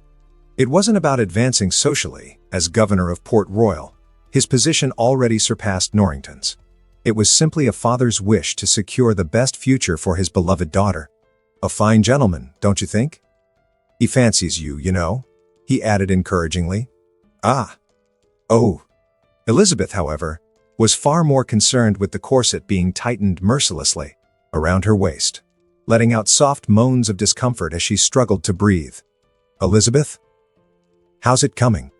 her father asked quickly, concerned by the noises he heard. "It's difficult to say," she replied, her voice slightly nasal from the pressure on her chest. I'm told it's the latest fashion in London," the governor said, trying to reassure both her and himself. "Well, women in London must have learned not to breathe," she muttered back through gritted teeth, pressing a hand against her chest, struggling for air. Suddenly, they were interrupted as a servant arrived, calling for the governor. "Milord, you have a visitor?" Upon reaching the ground floor, he saw a well-dressed young man, though with slightly lower quality clothing, holding a long box under his arm, waiting for him. The young man was handsome and had a certain deep contemplative look on his face almost all the time. "Ah, Mr. Turner. It's good to see you again." the governor said, with a friendly smile. Will stepped forward and returned the smile politely, placing the box he was carrying on the table as he greeted him. "Good day, sir." "I have your order," he spoke. And under the governor's curious gaze, he opened the box, revealing a beautiful, finely crafted sword. Holding it with both hands, he presented it to the governor with a slight bow. "Governor." Swan admired the beauty of the sword. The moment it was revealed, he brought his hands out from behind his back and took it. Unsheathing it, even he, who didn't know much about swords, had to admit it was a fine blade. Will began to explain, while the governor examined it. "The blade is folded steel. That's gold filigree laid into the handle. If I may." He ended the sentence, extending his hands to ask permission to hold the sword. The governor simply looked at him and lowered the sword, handing it to Will in silent agreement. Will took the sword and balanced it on one finger by the blade, just after the hilt. The sword remained still on his finger, showing its perfectly balanced weight. Perfectly balanced. "The tang is nearly the full width of the blade," he said, trying to hide his pride. Then looked at the governor, wanting to see his reaction to the sword. Seeing the interest in his eyes, satisfied, Will then tossed the sword into the air, startling the governor slightly, before catching it skillfully, spinning it, and returning it gracefully to Governor Swan with a slight bow. Impressive. Very impressive. The governor took the blade back and admired it a little longer before returning it to its scabbard. "Commodore Norrington is going to be very pleased with this," he said, and smiled faintly at Will, handing the sword back to him. Will smiled, pleased by the compliment, and prepared to place the sword back in the box. "Do pass my compliments on to your master," Governor Swan said with a smile, making poor Will freeze slightly. He lifted his head and looked at the governor, trying to hide the bitterness on his face. "I shall." A craftsman is always pleased to hear his work is appreciated, he said with some difficulty, but still managed to disguise it with a weak smile. The truth was that the work was his, and his master was nothing more than a useless drunkard. But he could get into trouble if he revealed that he, a mere commoner and blacksmith apprentice, had forged the Commodore's sword. Besides, others might not believe him, and if they asked his master, he would certainly take the credit for himself. So, he was forced to let his worthless master take the honor for his proud work. But as he finished speaking, he heard the sound of footsteps coming from the stairs, and he instinctively turned his gaze there, falling involuntarily silent, stunned by the beauty of the woman descending them. The governor also saw her and smiled more genuinely upon seeing the delicate figure. "Ah, Elizabeth, you look absolutely stunning," the proud father praised, which drew the girl's attention. She had been focused on descending the stairs and struggling with the shortness of breath from the extremely tight corset. She smiled back at her father, but then saw the figure beside him. "Will, so good to see you." She smiled in surprise at him, and unconsciously brought her hand to the medallion hidden in her neckline. The medallion that, in truth, belonged to Will. William Turner just stared at her in awe, unable to say anything properly. Elizabeth smiled and approached them. "I had a dream about you last night," she said, recalling the dream she had. Governor Swan looked worried, displeased by both her gaze and the things Elizabeth was saying. "About me?" Will was also surprised, and managed to squeeze out a sentence through his days. "Elizabeth, this is hardly appropriate," Governor Swan interrupted, reminding his daughter of what was appropriate. He didn't want his daughter to be embarrassed by getting involved with a blacksmith's apprentice. Not that he disliked young Will, but he doubted Elizabeth would truly be happy in a relationship with someone of such a different social standing. Ignoring her father, she kept her gaze on Will with a smile. "About the day we met. Do you remember?"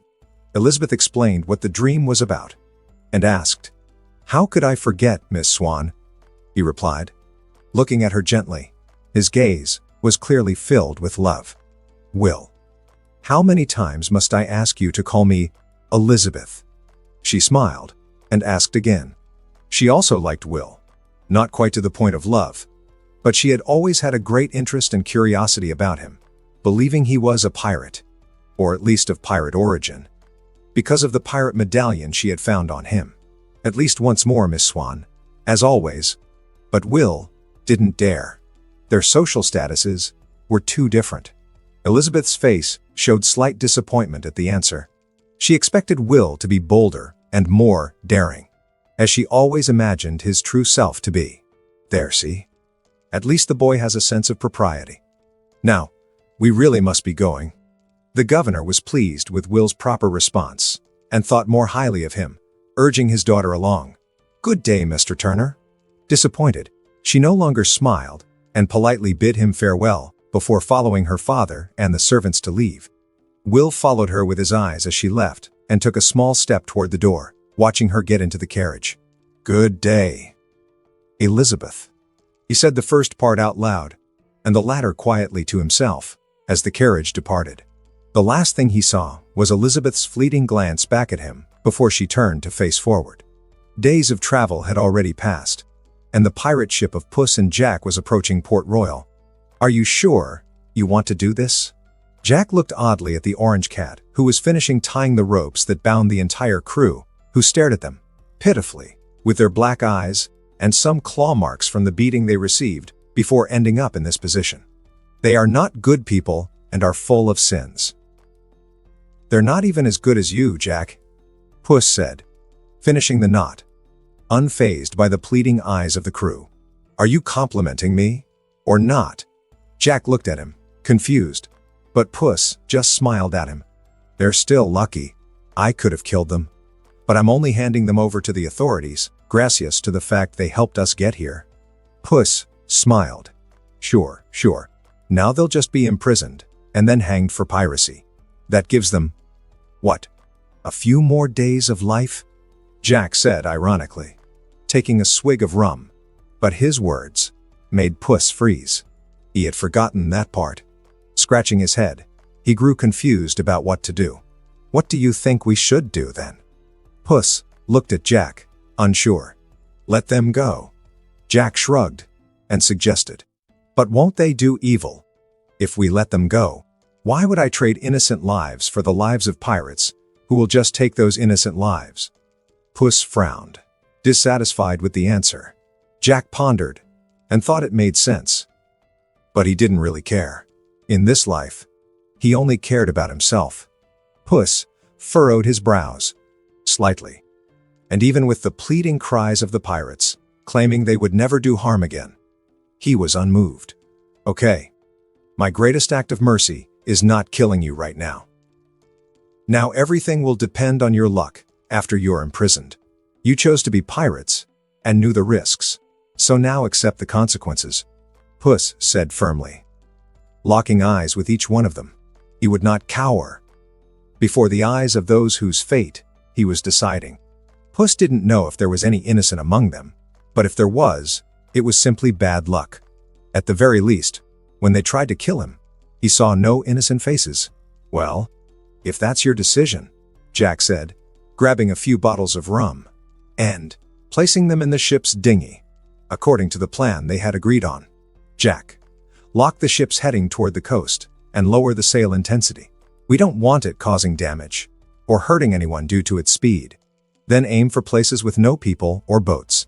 After that, come down with tornado in the dinghy, Puss ordered Jack, pulling a cloak over his body. Hey, I'm the captain, Jack protested, annoyed at being given orders. And I'm the guy helping you get your ship back and paying for your rum, Puss said, covering his head with the hood of the cloak. Jack raised both index fingers to argue, but his nose twitched as no good counter came to mind, so he lowered them in defeat. Resigned, he went to do what Puss asked, grumbling. Puss approached Tornado, who was standing there beside him, slightly dispirited. He jumped onto the railing to be higher and got beside him. Patting the horse's neck, he smiled helplessly. Lo siento, mi amigo. I know you miss running free, and you've been stuck on this ship for a month, but you just have to hold on a little longer. It won't be long now, Puss said, patting the horse's neck again. Snort. The horse just snorted and nodded its head up and down, reluctantly accepting with its big eyes. Then Puss's eyes focused on the distance, where the shadow of a large island began to appear.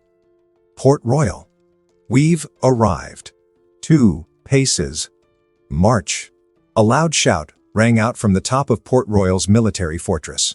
Hundreds of soldiers were evenly spread across the plaza, creating a strong military atmosphere. In the middle, 2 rows of soldiers dressed in red stood back, swords held upright in front of their chests. At a command, they each took 2 steps forward, parting from one another and opening a clear path between them. At the start of this path stood the entrance gate, where 2 more guards stood watch. From it emerged the imposing and serious James Norrington, who was about to become Commodore. Right about face.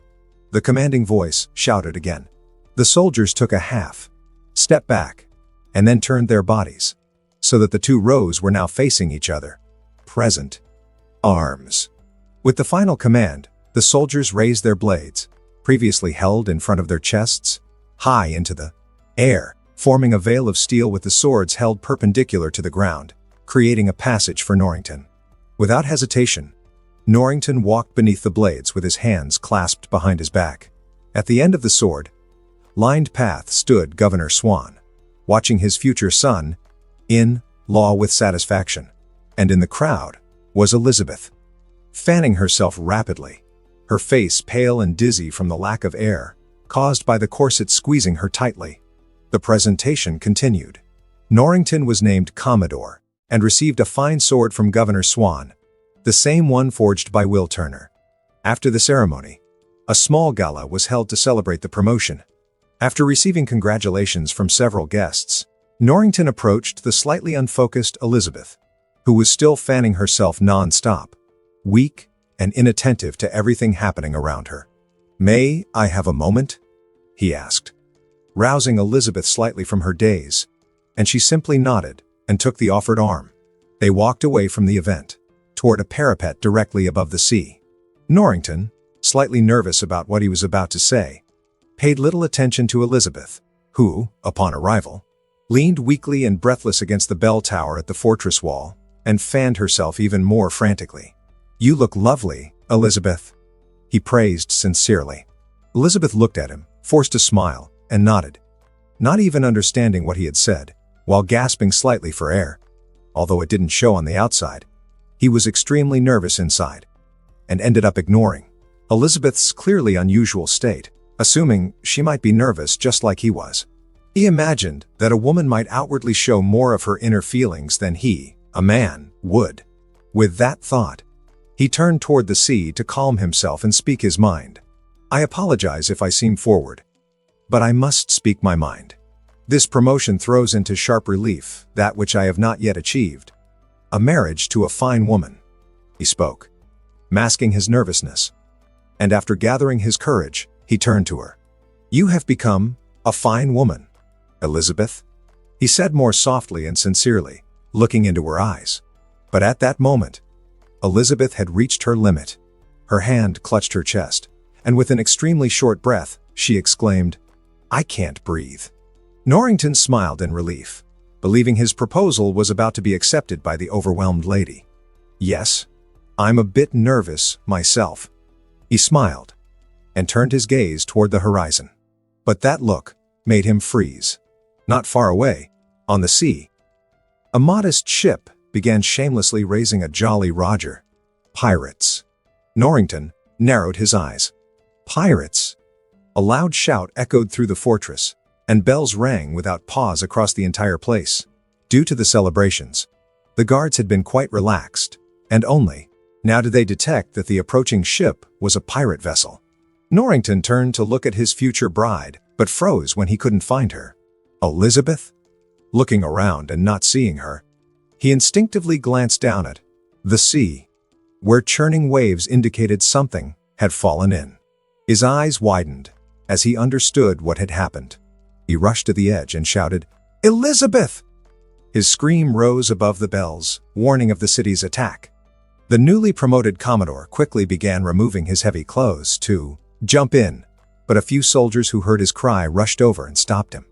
"The rocks, sir." "It's a miracle she missed them." A lieutenant, who had grabbed his arm, advised him not to jump.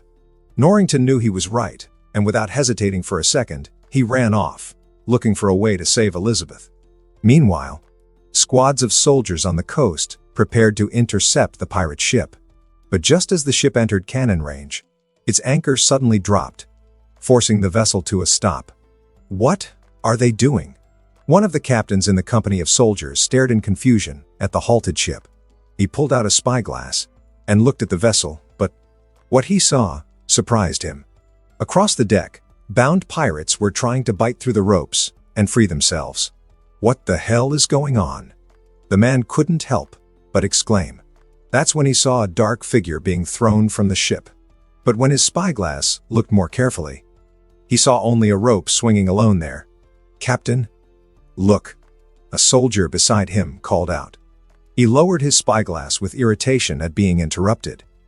But when he looked where the soldier pointed, he only saw a dark shape being launched toward the fortress before falling into the water. "Can someone tell me what that was?" he asked, mouth agape. After raising the pirate flag, Puss, who was about to run to drop the anchor, looked toward the island that wasn't far off. But when he did, he saw a figure falling from the top of a tower. With his sharp vision, he saw it was a girl who was falling. Eyes wide, he remembered a scene from a movie he'd seen in his past life. "No way! How could our timing be so coincidental? Is that you, lucky cat, playing games again?" Without time to think further, he cut the rope tying the anchor to the ship's rail and let it fall without concern. The ex-captain of the pirate ship, seeing Puss drop the anchor and about to flee, stopped trying to bite through the rope and clenched his teeth at him. "I curse you, Puss in Boots. I'll see you in hell," he shouted in fury, his eyes burning red. Puss paused and looked at him. Wearing a smile the captain couldn't see under the hood. "The wailing of the wicked is music to my ears," he said, playfully, without giving the man, whose neck veins looked ready to burst with rage, another glance. He sprinted across the ship to the side opposite the fortress. Leaping, he slashed a rope from the ship with his claw and grabbed it.